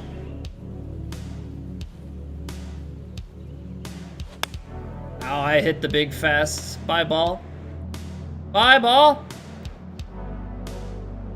Terrible input. Terrible, terrible, terrible input.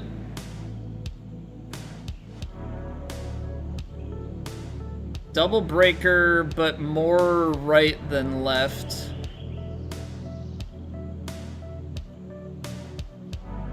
This is just about cozying it up in the hole there.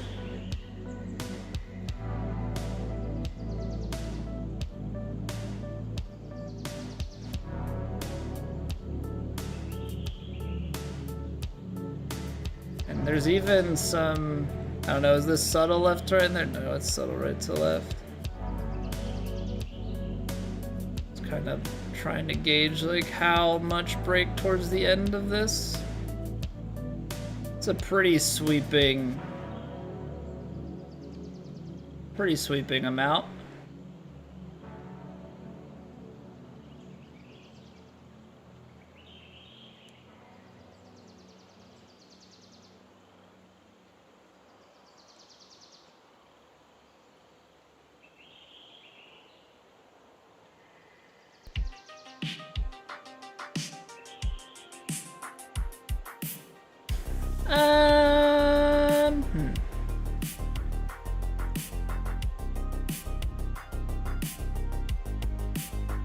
Like, how much right do I need to play this? It's like kind of weird because it's so downhill. I don't think I have to play like a ton, but I do have to give it still quite a bit.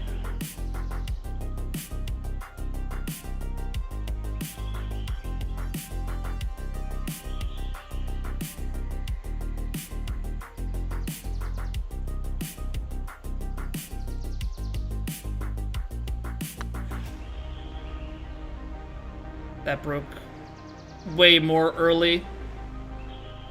Sit. What the heck, man?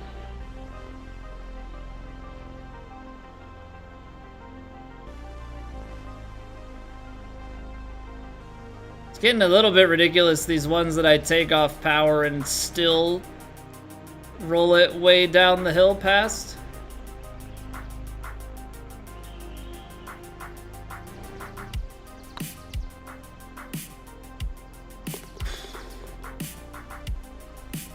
Huge par save. Huge par save. I can't hit that tempo. Like, you can get away with like baby fast, baby slow. Even those are gonna punish you in this track, in these conditions, but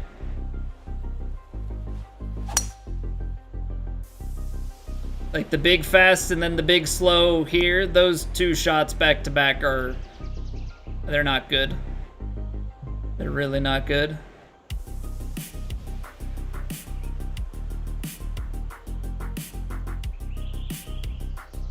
What the heck is this bunker? Yo.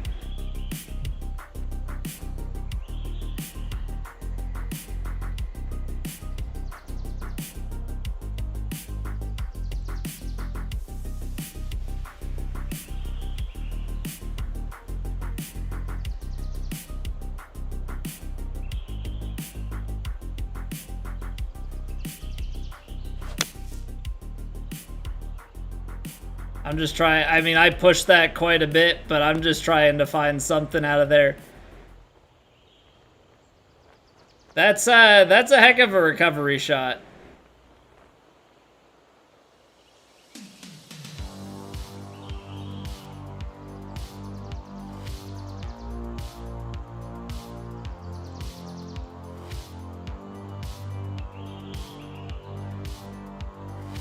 That is a heck of a recovery shot.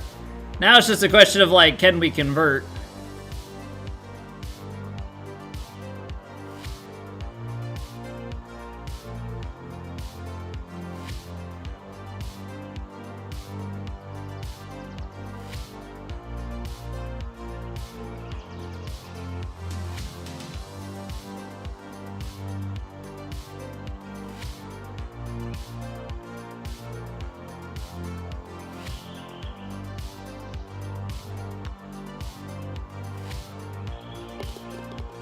Big conversion.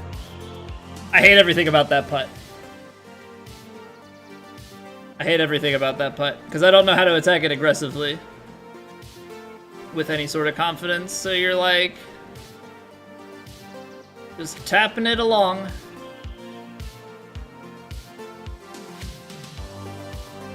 I think you just send this.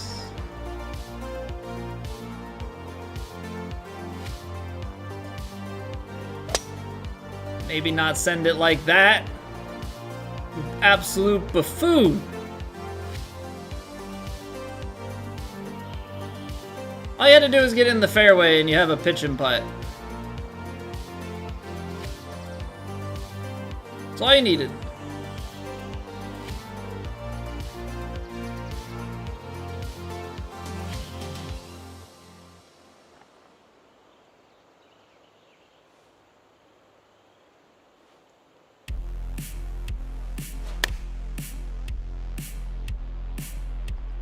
And then roll down to the right.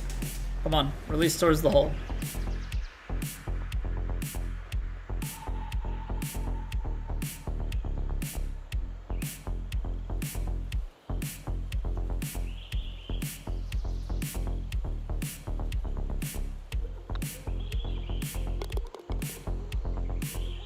It's not pretty.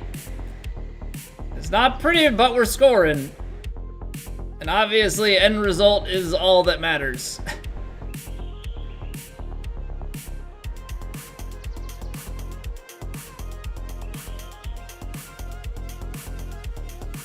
No very fast. Come on, just settle it back in. Maybe fast. Trying to get a little bit of overpower because I know we are playing into quite a bit of wind here. Try and give myself as best a shot as I can on the second.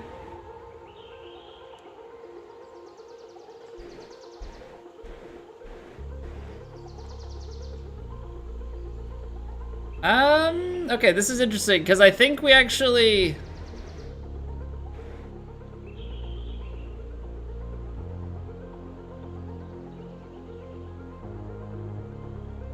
I think we're actually gonna have too much distance here. I can't go hybrid though, so I think we just are gonna have to take the stock 3-wood and just see what comes of it.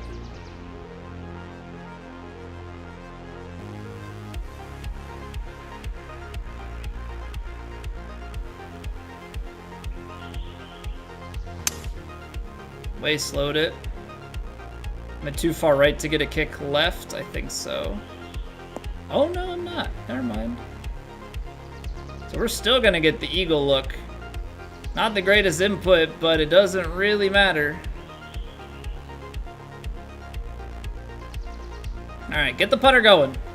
Or keep the putter going, I guess. Putter's been pretty decent to us.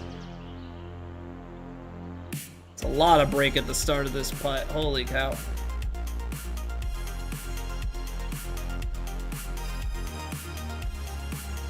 Oh boy, oh boy, oh boy. Okay.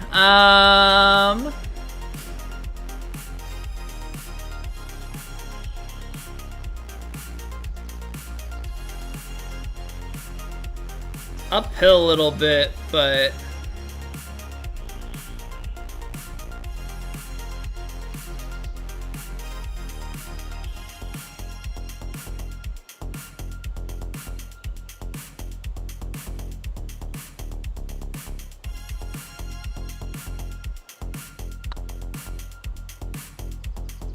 I was too far. I thought that maybe I was on that side, but I had to still go for it because I couldn't live with myself if we went low side on that putt. There's so much break early, but it's good that I'm starting to see those a little bit better. That's such a mean kick on this hill. If we get it wrong, we could be in the rough.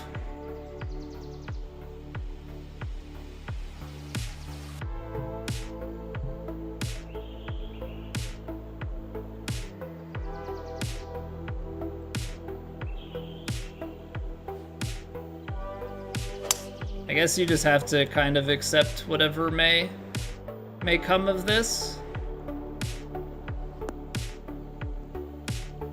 Alright, friendlier bounce. Not gonna be the craziest lie we've ever seen.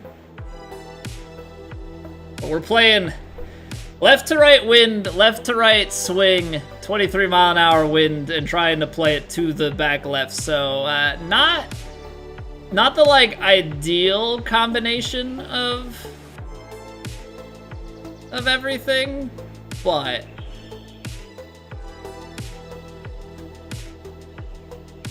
let's just see what we can do here.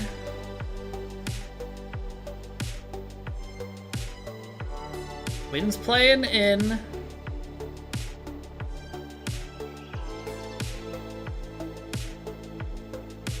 $20 miles an hour.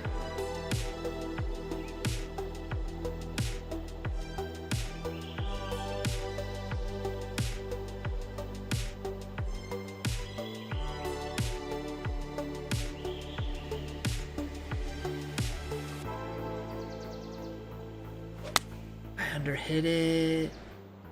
And still misread it to the right. Jeez, I really thought I had aimed it enough.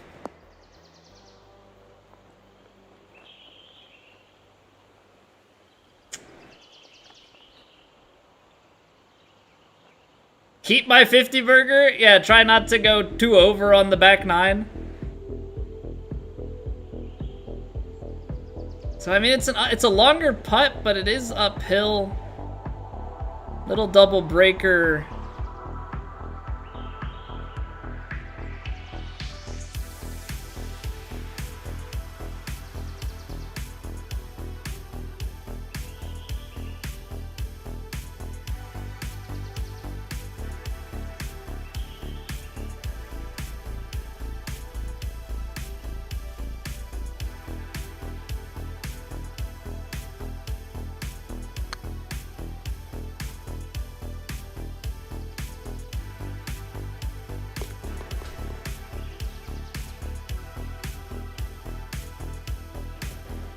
Come on, make the long uphill putt.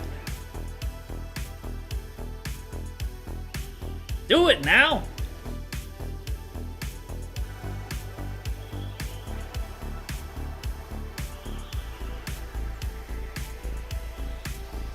You have to get so much distance to even have a chance at that. What is it if it curls back down into here?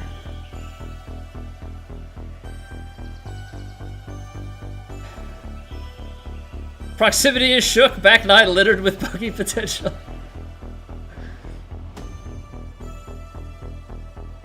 I don't know if going for extra distance here helps.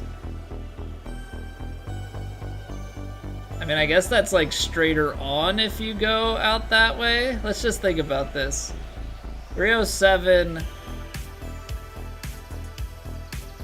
Maybe 321. Easily out into like the 340s. But then what? I mean, I guess we still go for it.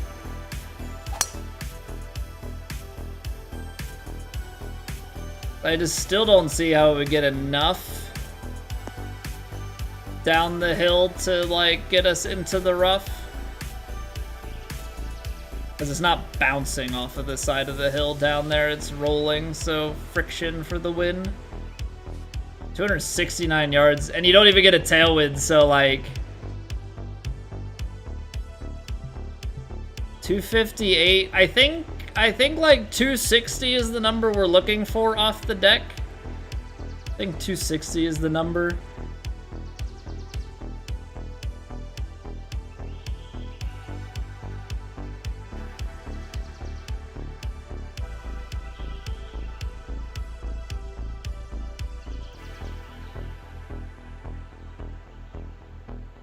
This is gonna go so far right.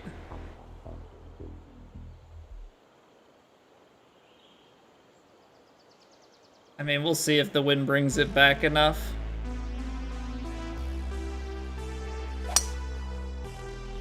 It does bring it back some. I slowed it though, so that didn't help anything. Oh, what a kick! Oh my goodness. That goes left? I could have sworn we were gonna be in the rough to the right, but what a turn of events.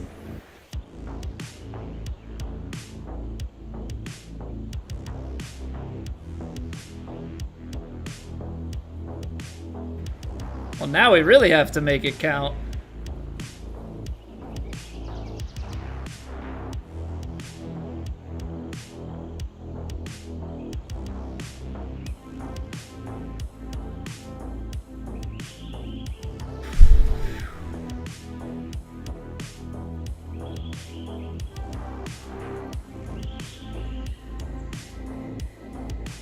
Oh, man.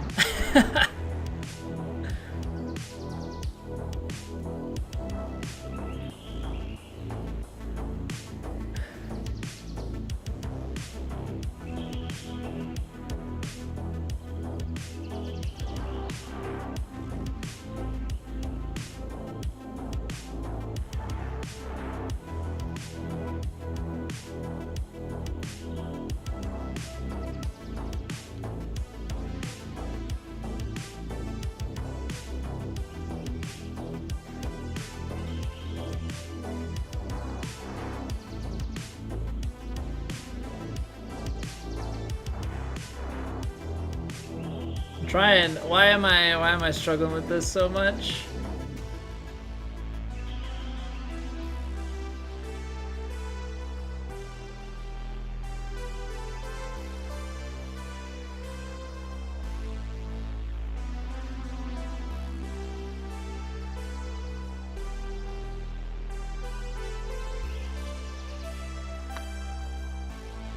Come on, turn! No! I gave a little bit too much to those middle bits that didn't really break. Ah, dang. Okay. It's fine. I would have liked it. You know, I would have really liked that eagle, but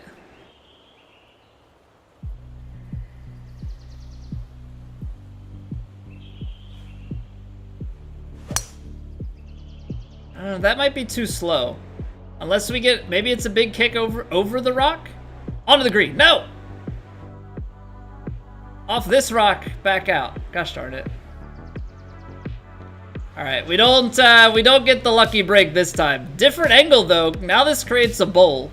So now we actually do have a backstop, which I think ultimately we wouldn't have had before. Big downhill lie though. 12. 48, 45. I don't think the downhill lie is going to be enough to overcome this wind, so what if we go up a club? 70%, 56.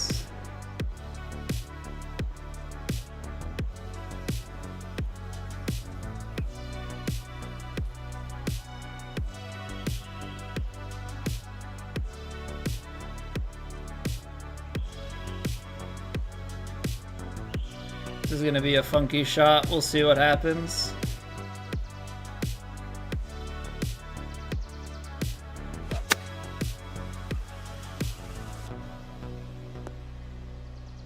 I knew it would have release, but I also couldn't realistically afford. I realistically couldn't afford to put a bunch of backspin and then have the wind take over and leave us short, so we'll take that, and we'll try and see if we can make something come of it.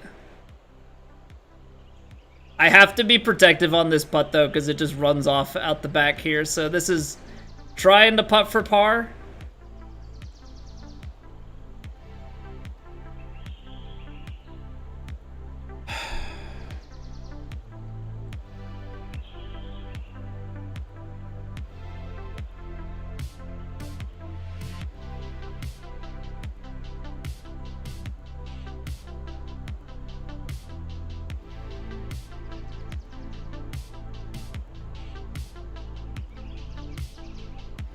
This doesn't feel right, Colby. This doesn't feel right.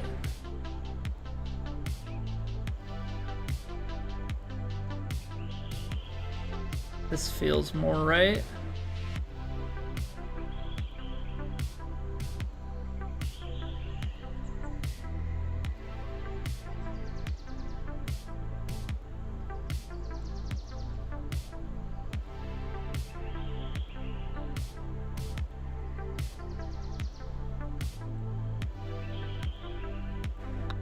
It's probably under, but that's okay.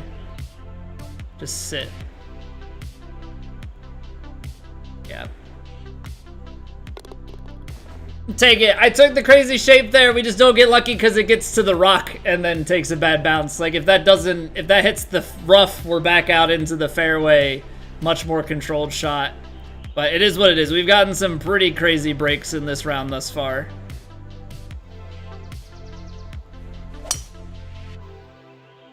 We've gotten some pretty crazy breaks, so I can't be out here trying to be like, oh, well, we got unlucky. It's like, yeah, but you've been lucky how many times? 23. Okay. Okay.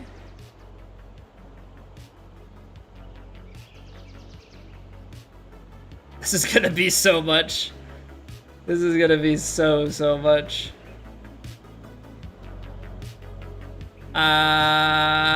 218, call it 208. It's not gonna quite be the 25. 4-iron's gonna be long. Little bit of loft.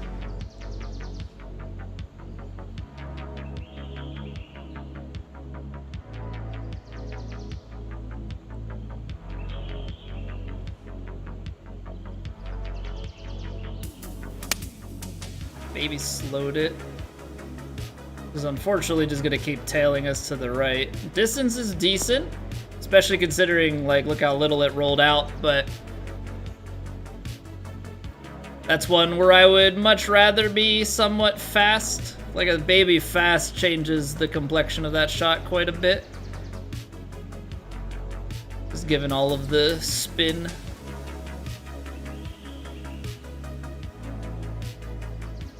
29 feet. This is gonna be pretty gnarly, huh?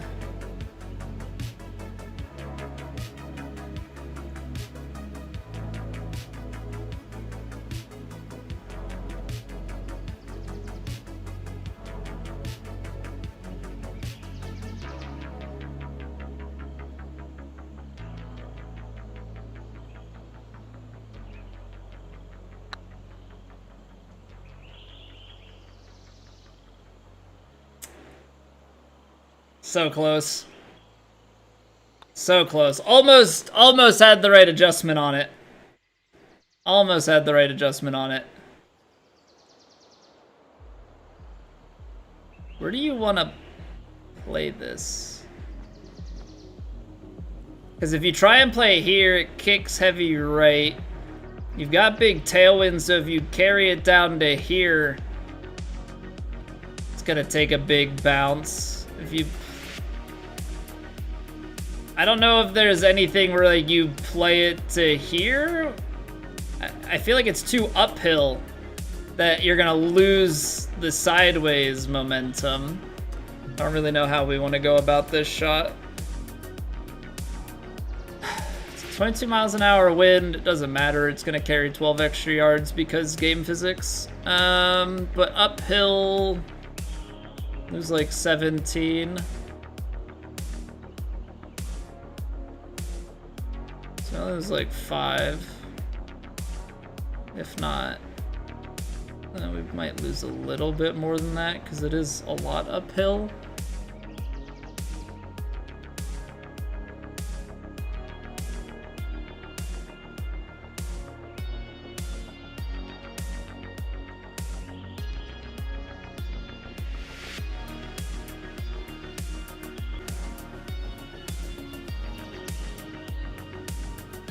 We're quite a bit long and we've got a long downhill putt, but yeah, I don't know. I think because of the backspin, it plays way more with the wind, and I did need to loft it quite a bit more. So we're just gonna try to make sure we give ourselves a chance.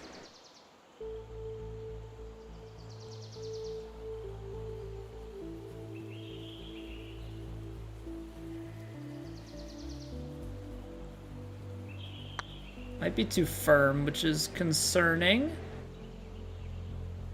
Get in the way, hole. Get in the way, hole!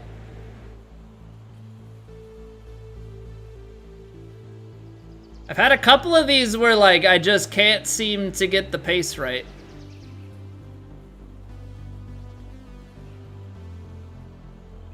Like, almost able. That broke too much. So yeah, we're gonna take the bogey.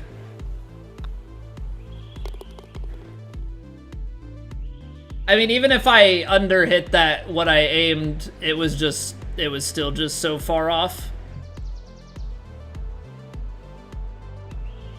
All right.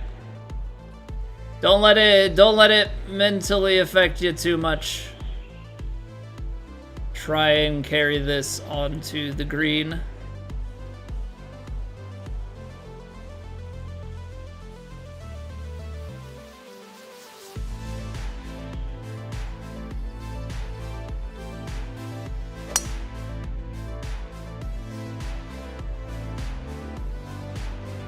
Come on, legs. Legs.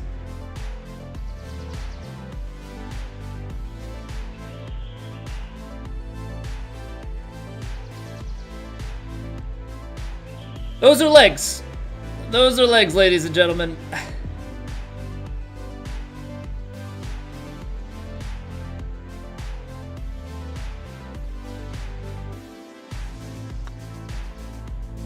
And so we wiped the bogey away just like that.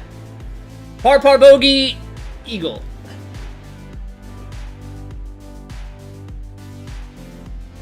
Right back in it.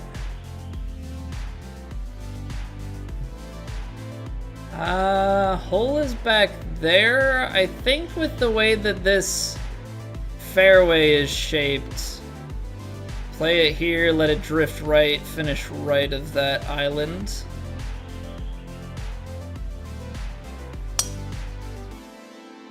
Imagine if you never showed up. You showed up on like the third hole and said you were here to ruin it. And we scored most of the holes that you've been here.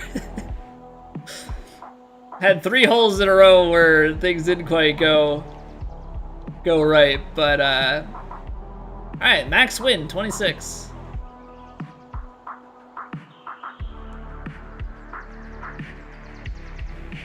Oh my goodness.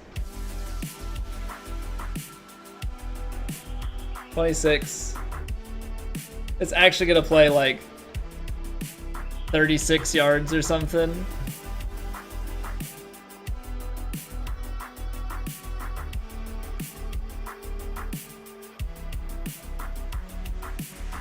Like, you guys have no idea. I mean, maybe you have some idea how nutty this is.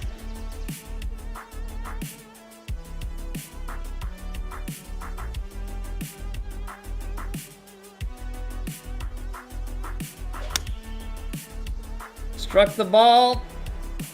Look at that wall of wind just knock it down. It looks like it's gonna carry the green. That's a 6-iron. Landing in its own divot.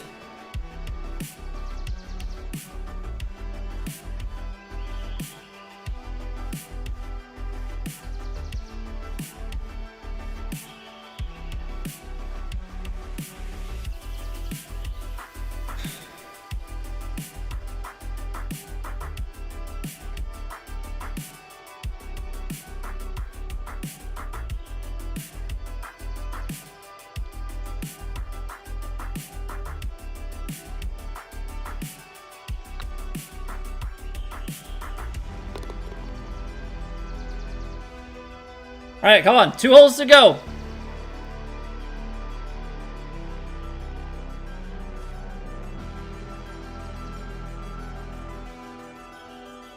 Uphill quite a bit of wind.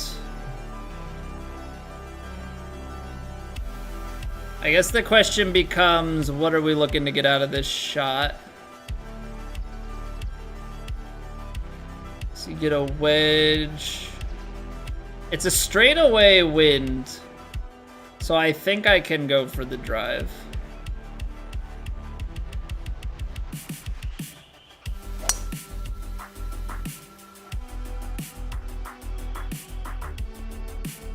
I always get scared about going for this drive as opposed to the 3-wood layup because the wind has been sideways, but with it being straight back, I want to be as far down as possible.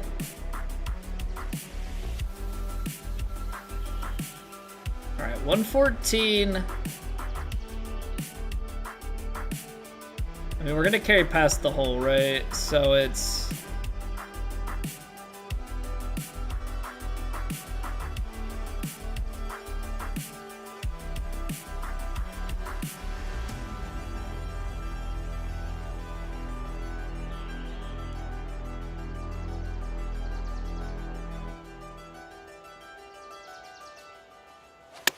Ah, there's the fast. Still took a huge kick. So, like, even if we were online, I don't know. Can kind of feel that shot coming, honestly.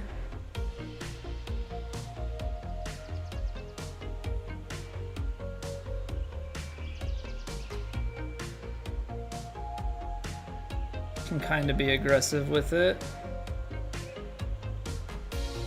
Why am I aiming that way? What am I doing?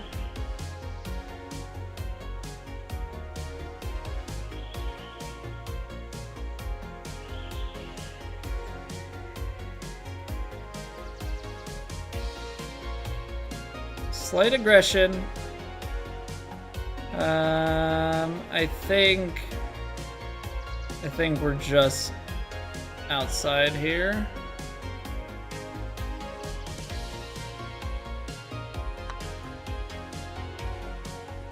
No! It was a straight putt. I really thought that the break at the feet and the one down, like I thought the break at the feet was much stronger. That's why I played that with a little bit of aggression. Alright, par 3, 18, 24 miles an hour of wind off the side to bring it home. Cap off a fantastic week.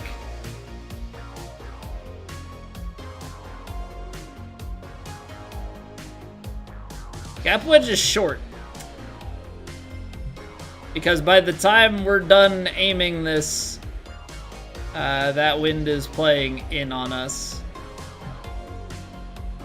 67.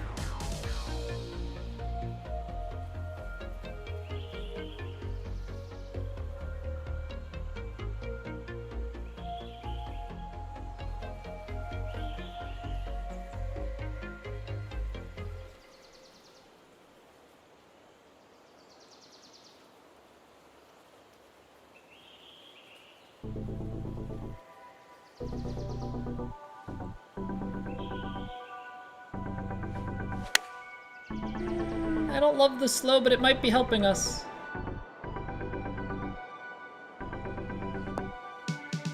Oh, it's helping us. I can't believe I was off on that wind read by that much.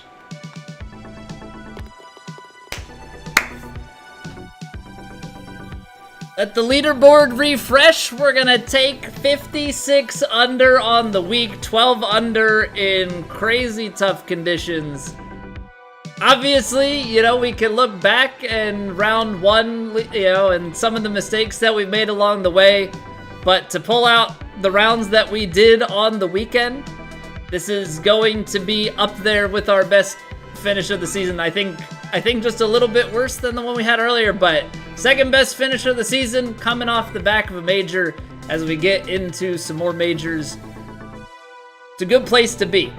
It's a very good place to be. So I look forward to the coming weeks, coming tournaments, see what we can do out there. But I appreciate y'all sticking with me for this one. Oh, man. Hey, thank you, Duke.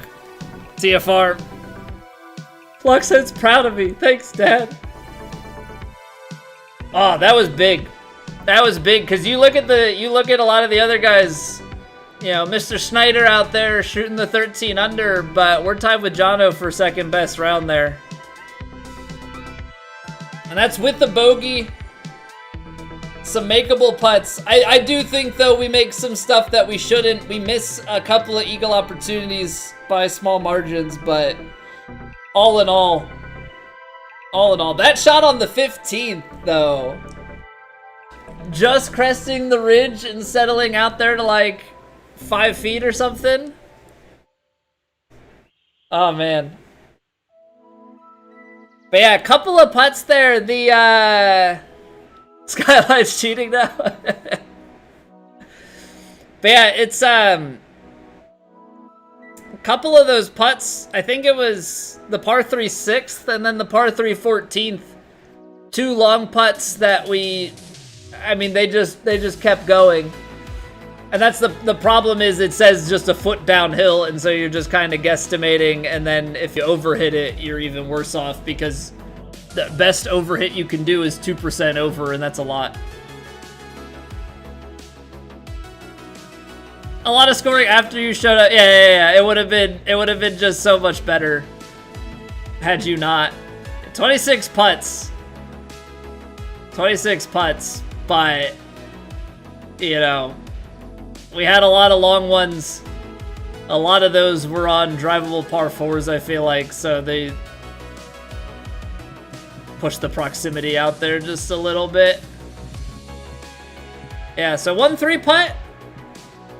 3 of 12 from long range. But that's a nasty round. That's like a really nasty round. So it's a bit odd. It's a bit odd. Let's see where we're sitting so far. Yeah, I'm never up there for longest drive or longest scoring putt. T11 so far in Fur. Furs and Gurs, my friends. Furs and Gurs. Followed up with a little bit of proximity. And terrible putting. Hey, T27 is way better than normal. T47, that checks out. So yeah, I wonder, I guess if you would give most, I guess it still stands. Even on a week like this, we're going to finish top 10. First in greens, second in proximity. I think you let somebody else putt for the most part, and they're probably doing better than we did.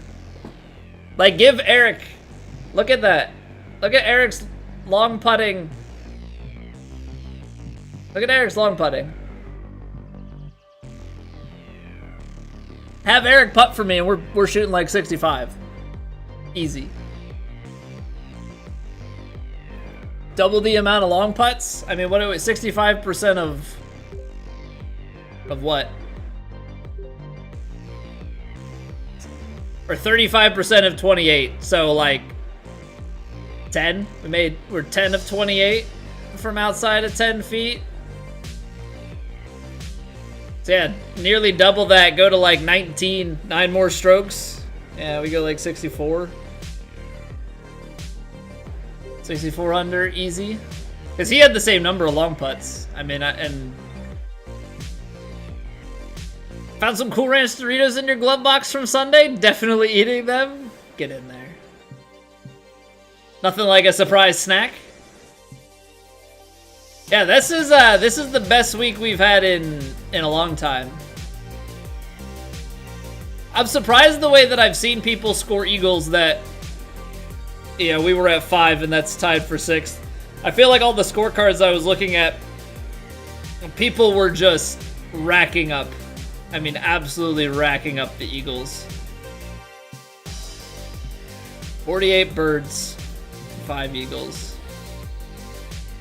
Make a proximity kick emote like Evo has a splash kick? Nah. I'm good, thanks though. Oh, did Skyline hit an ace? He did. 206 yards. Nice.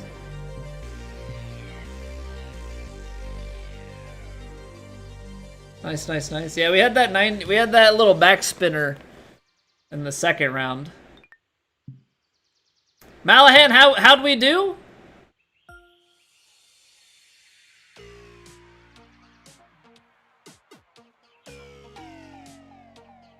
Trisha stealing one another's emotes in the golf community. The emote stealing, Lockshead, that stems back to like Hemo's NHL days. Hemo's NHL days with like Tribe and Crazy Canuck and all of those guys. If you look, they all have like pieces of each other's emotes. So like, I think Hemo's hype emote, I think Canuck has like a one-armed version of it. Like, Hemo has a bunch of like different people from the community as emotes and different stuff. So that's where that all comes from. I think Tribe has stolen like Hemo's jail screen thing, like as, yeah. So that's stuff that dates way back. Hey, thank you for the GG's, Valhead. The most important tournament of the whole year, the Canada Classic. Is that so? I mean, I guess it makes sense, you know, the Colonial Classic, you know, very, very good for me being American. Gotta see what we can do in the US Open, though, or the American Open. That'll be the next real test. Okay, so before we wrap things up here fully, I just want to remind everybody, Monday, so I was thinking about this and I almost forgot. Monday is Memorial Day, which in and of itself is nothing too crazy. But I will be out of town at my family's and we'll be back Tuesday. You might know the designer. Oh, a little Malahan appearance on Plat. All right. Hopefully I don't hate you after next week. But I will be out of town on Monday, so no stream Monday night. We'll still be live normal times Tuesday through Thursday. All right? We'll still be Tuesday through Thursday like normal. I think Tuesday we'll just double up rounds 1 and 2. I think that's what we'll end up doing. I think we'll just go rounds 1 and 2 Tuesday, get caught back up, and then rounds 3 and 4 will be like normal. Shot 17 under the 4th round of CC. Get in there, Mike. Nice shooting. Also, TFR, if you are still lurking about, I see you. I moved my one alert box, and I am seeing the 50 stream streak. The longest known streak in this channel ever goes to TFR. 50 streams in a row. That's crazy, man, because that's 12 and a half weeks of streams. That's hasn't missed a stream in over 3 months. Crazy. Hey, what's going on, Raiders? How are you doing, dude? Welcome back. We shot some good scores.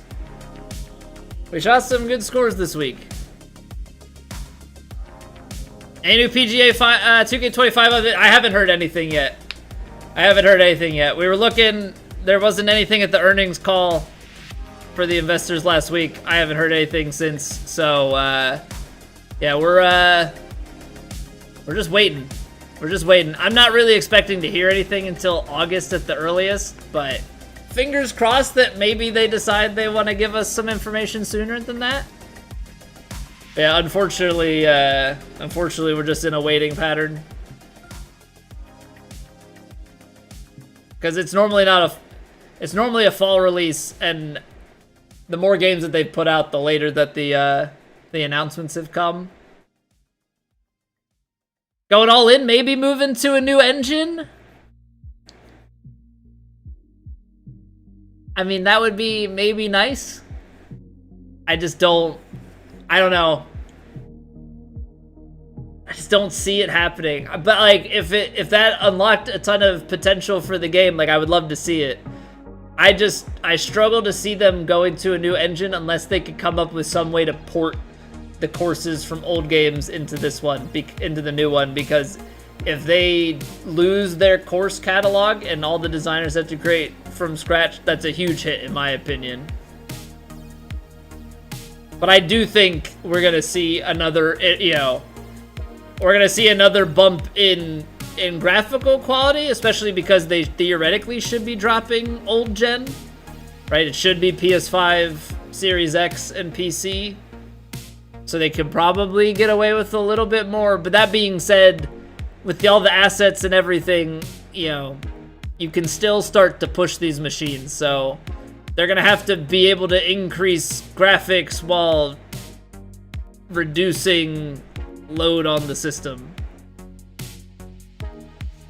Doubtful on dropping last gen right now. You think they're gonna drag PS4 along again? Please don't. The game, like, let's be real. Some of these courses, the game, like, does not really play on PS4. They just have to get rid of it. Say bye-bye. Be done with it. I understand there are probably sales there, but just stop. Just stop it.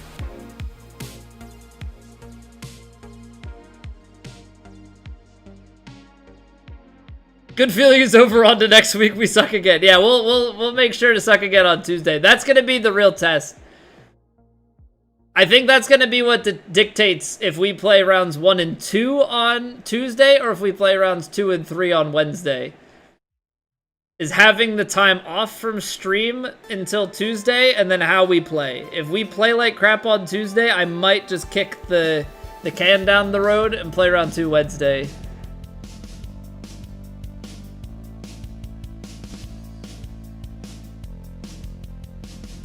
They shouldn't, but you think Take-Two has the final say? Yeah, I mean, obviously Take-Two has the final say with it. Have any of the other 2K games, I guess that's the thing, have any of the other 2K games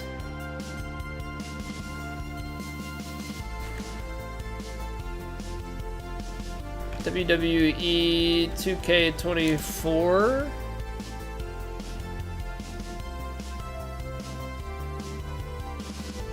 That launched on PS4. You might be right, Matt. You might be right, and I hate it. Maybe you have a chance this week. The moment you took a lead, Lindsay would be. Sure, I took that personally. Playing great this season, but bots. Yeah, I mean that's how it's always gonna be, but. NBA 2K25 is gonna, oh no, this is Topspin. But Topspin came out for PS4. I'm getting more and more disappointed as I look up all these other games.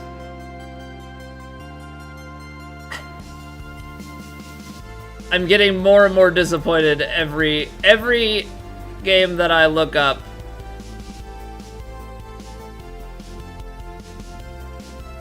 PS4, Xbox One, PS4, Xbox One.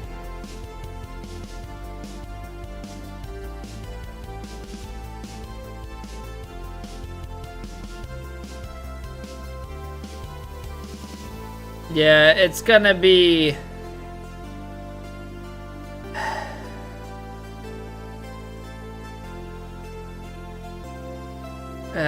yeah. That's a shame. That's a shame. 2K23 didn't launch on Switch, but Switch 2 is getting announced soon. Yeah, but even with that, I don't foresee it going back to Switch. I don't see it going back to Switch. I don't care how good you make, I don't know. Maybe if the Switch 2 is like really, really good. But I think with Switch 2 being announced, I think they're gonna miss the window, and you would have had to have had enough heads up, so then you wouldn't see 2K27 to the Switch, and then I don't know, those controllers aren't good for it. I mean, the 3-click is probably better, but those analog sticks, unless you're on the Pro controller, are not good for it. It's just, it's a mess. No way they abandoned PS4? Want the easy limited visuals update? Oh, we need to support last gen still? Cheap production, free money? Yeah. Polling rates for the controller as bad as Xbox. Yeah, it's just 2 people who designed on Switch, and there was what? There was 1 person who designed on Stadia, right? Right, there was 1 person who designed on Stadia, so those courses are RIP. I guess same with the Switch courses. Anything designed on those, there's no way to port them forward into these games.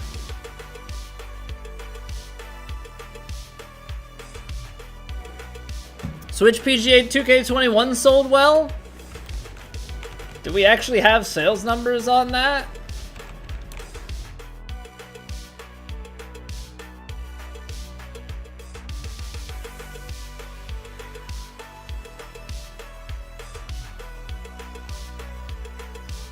Mordor Trails, 2K21 to 2K21. Saved after every tree planted in case it crashed. That would be so tedious.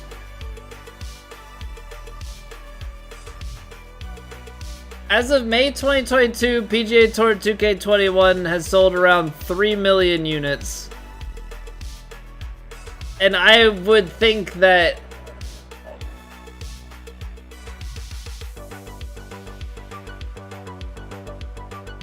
4.5 out of 5 stars, 2,600 ratings. But that's just like so little. That's just so little, like in the grand scheme of things. When you're talking about like making it worth it to support another platform. Because like by the same token, you know,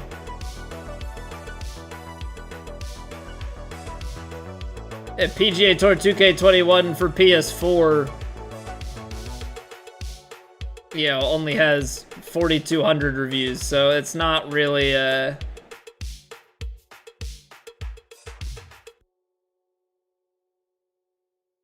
in my opinion, not a really good gauge, because we know that it sold 3 million, and like there were 2.2 thousand ratings on Xbox One, but PS4 and Xbox One I would think sold at least 5x each.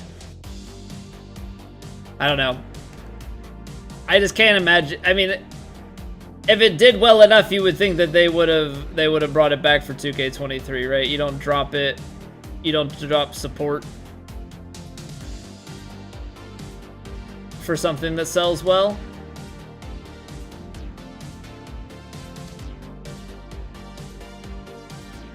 At least I don't think so. But 2K21, what I want to know, because I don't know if they've given any numbers, I know that 2K23 did not crack the 5 million sale mark just because that's what it talks about in the investor call notes. But yeah, I wonder how 2K23 sold in comparison to 2K21. I feel like not as well. I feel like it didn't sell as well, but that's just speculative. 2K21 in the height of the pandemic, the way that they had advertising, I think 2K23 is a better game, but I think 2K21, yeah, perfect storm. Hey, thanks, Skyline, and thank you for the follow, man. Really appreciate it. No, seriously, thank you for the refollow. Gracias, sir. Yeah, had a nice weekend. Started slow with the 12 under, but 12 under in round 4 with the bogey, and obviously the 17 under. Or no, yeah, I think bogeyed round 3 and 4.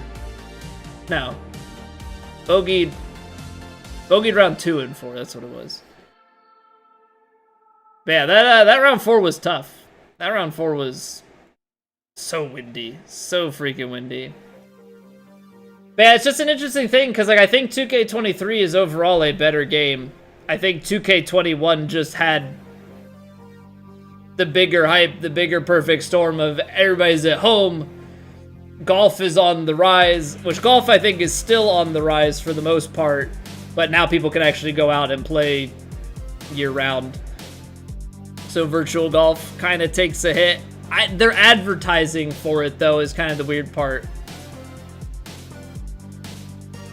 Somehow drop follows on me, run down and think one other. Twitch sometimes has that happen. It might just be like a weird hover text thing and it clicked or, you know, somehow triggered it, but it wasn't my game. I started playing so poorly as I can't follow this guy anymore. Competition this year with EA jumping in, monopolizing the Masters. Yeah, but I don't think EA ever, outside of like that bit at launch, I don't think EA ever really eclipsed 2K.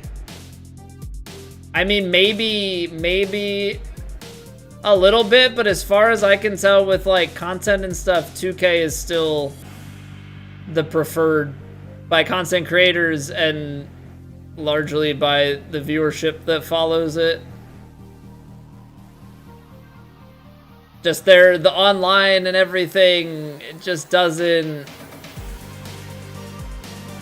it's not really having the same sort of pull. I mean, unfortunately, we can only look at like Steam numbers. Steam charts, PGA Tour 2K23.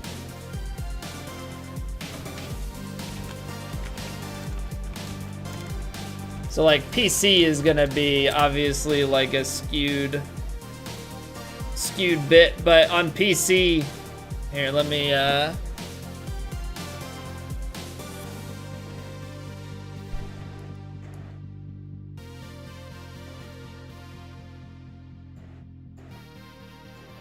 so like this is EA Sports currently, right? They peak average players at launch 653. It's gone back up, and I think a lot of that has to do with probably the most recent patch and again the Masters, then PGA Championship. But peak players 1300, average players 653 at launch, and you can see how fast that falls off. 2K 1200 average players at launch, 3500 peak, and you can see it went down for a while, but then they added in ranked and it shot back up. And then I think with the Masters and stuff, you know, it's experiencing that same kind of peak. People think about golf again after the winter time. You know, once you start getting around Pebble Beach and then into the Players, the Masters, that starts to creep back up, and you're looking at 1200 average players, 3000 peak versus 400 and 849. Yeah, obviously this is a small sample size. This is only PC. You're gonna have more players on console versus PC, but I try and use this as a gauge of like just at scale. 2K being multiple times larger, and then even further with that, it's kind of hard to Google Trends it because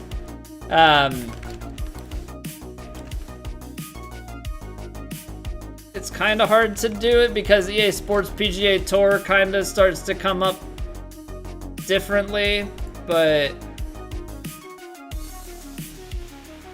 like you can see PGA Tour's status over EA is really just only ever eclipsed. I don't know why necessarily more recently. I mean, this would I would expect with the Masters. And now I think EA Sports PGA Tour, because of the way the name is structured, I think gets more search ability than PGA Tour 2K23, because I think Google is able to distinctly take PGA Tour 2K23 as an entity separate from the PGA Tour. So I think you get a little bit more in the Google Trends search comparison here for this actually correlating with the PGA Tour, and therefore, you know, these weeks now when you get the players, the Masters, you know, into the PGA Championship, all of that, PGA Tour, I think skews this. But, yeah. Custom time range. I think if we go back... Let's go back another year and just go... Should get...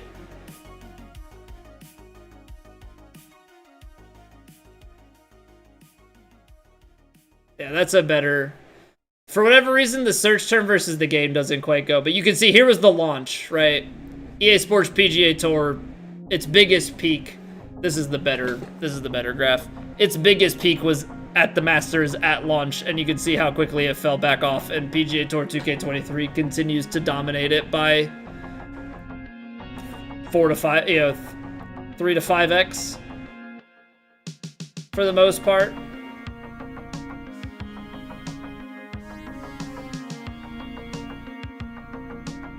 I don't know why it is the way that it is, like the search term versus the video game. It seems to be kind of screwy, but isn't good multiplayer and needed to blow 2K out of the water with multiplayer options to make up for the lack of courses.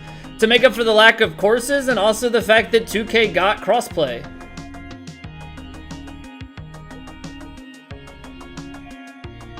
I mean, you see it here, right? It fell off at launch. It was like, oh, PGA Tour 2K23, and then it was kind of like, what am I supposed? I played the career.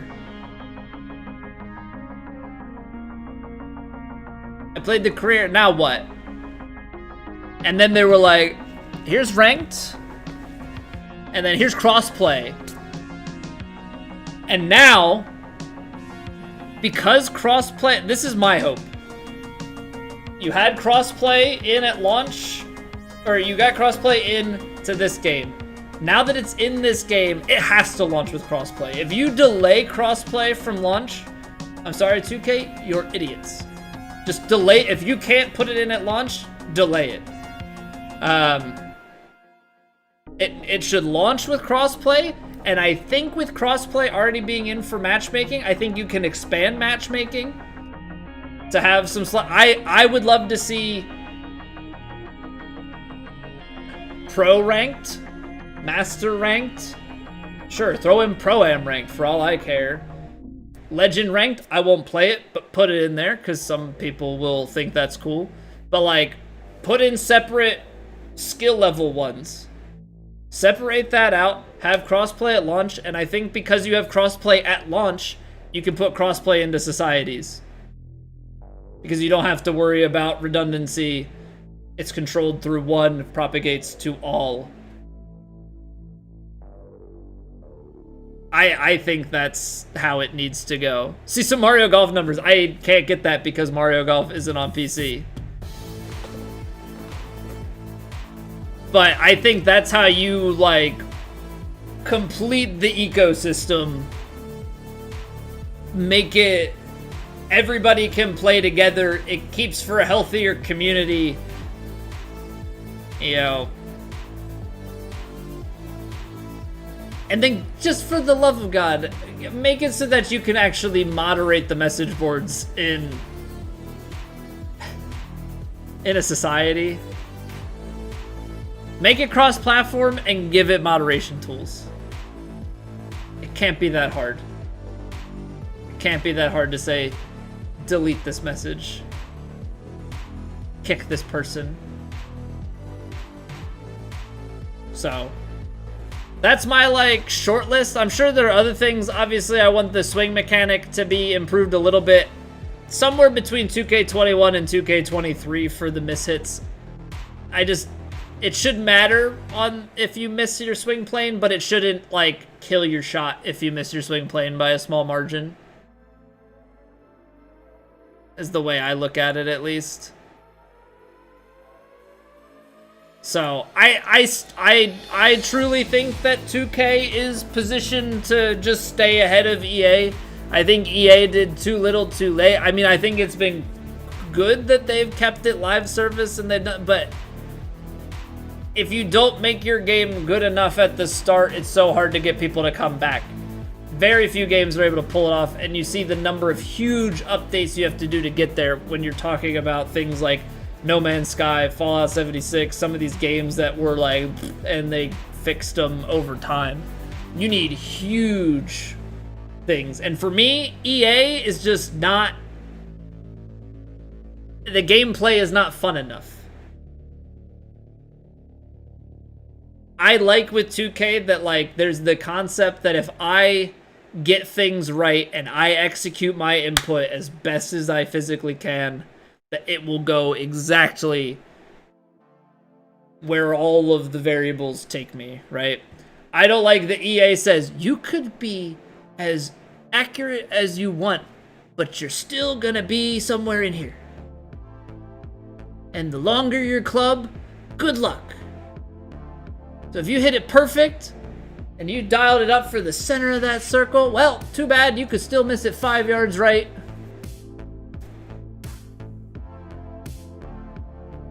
Hate it. I hate it. It's fine for like career mode, but when you start to play against people, you know, career mode is like, sure, I'm playing the computer. I can use a little bit of a handicapping to make it more interesting.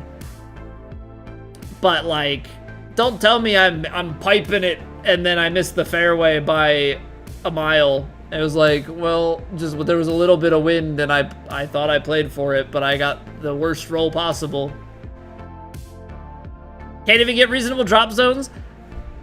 I hate to say this, but I understand why drop zones are the way they are, because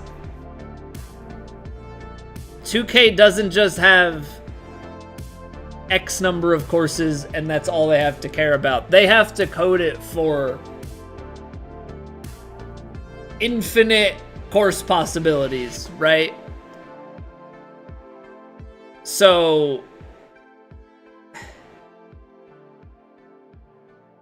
it's just it's a complex algorithm to get right, to just be able to say, well, in all of these different situations, this is how like a proper drop thing would be. Now, if you could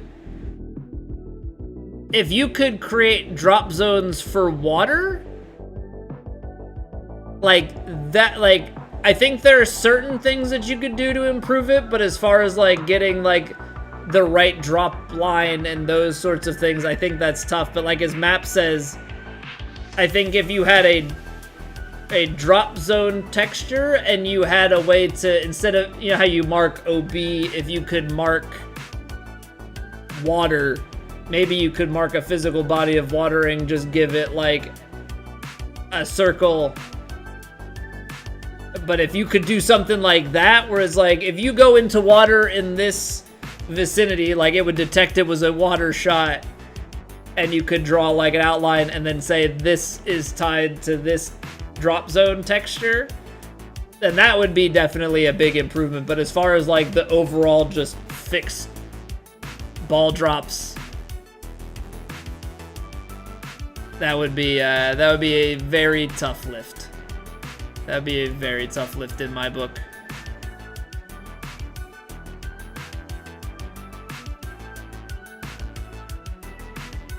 Yeah, like red stakes to work, like, cause it's so dynamic, right? That's the, like, EA has the upper hand in that. When you give yourself a finite set of courses that are hand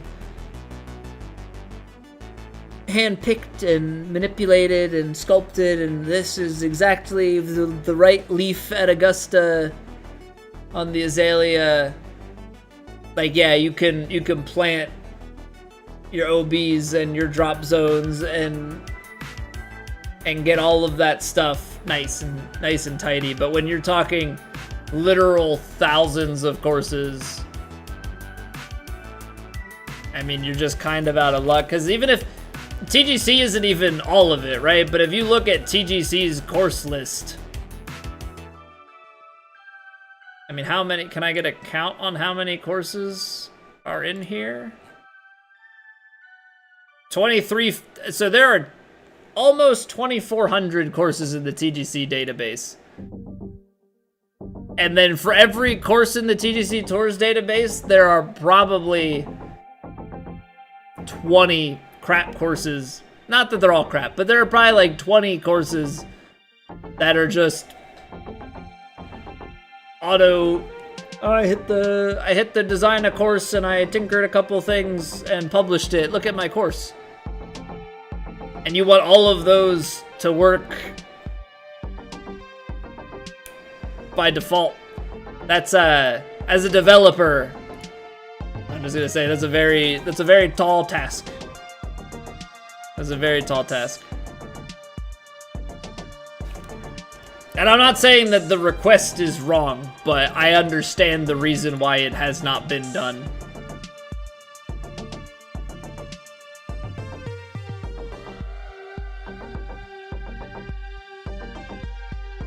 All right. All right, all right, all right.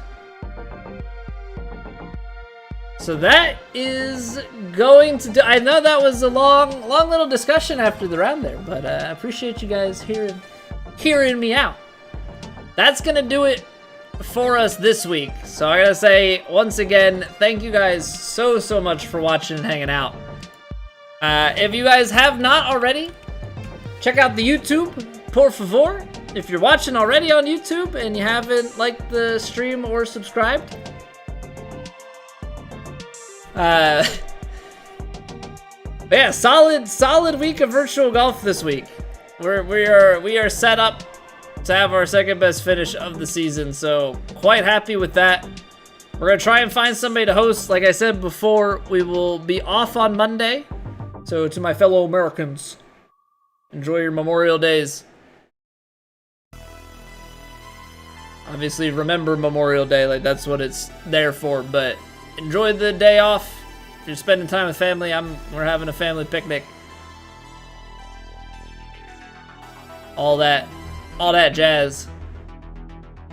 What else am I forgetting? So we'll be back on Tuesday, round 1 for sure. Round 2 will depend on how round 1 goes. We're either doing 1 and 2 or we're doing 2 and 3. That's how we're gonna double stack it. I don't think we're gonna push it back to 3 and 4. I think we're gonna go 2 and 3. Off to Monterey. Happy anniversary, Lockshead. Enjoy. And we're gonna, so we're gonna find somebody to host and then we're gonna get out of here. This is always the hard part. This is always the hard part. I feel like we host the same people pretty frequently. So we could, I guess the thing is we could stick with golf or we could go elsewhere. Probably should stick with golf. Probably should.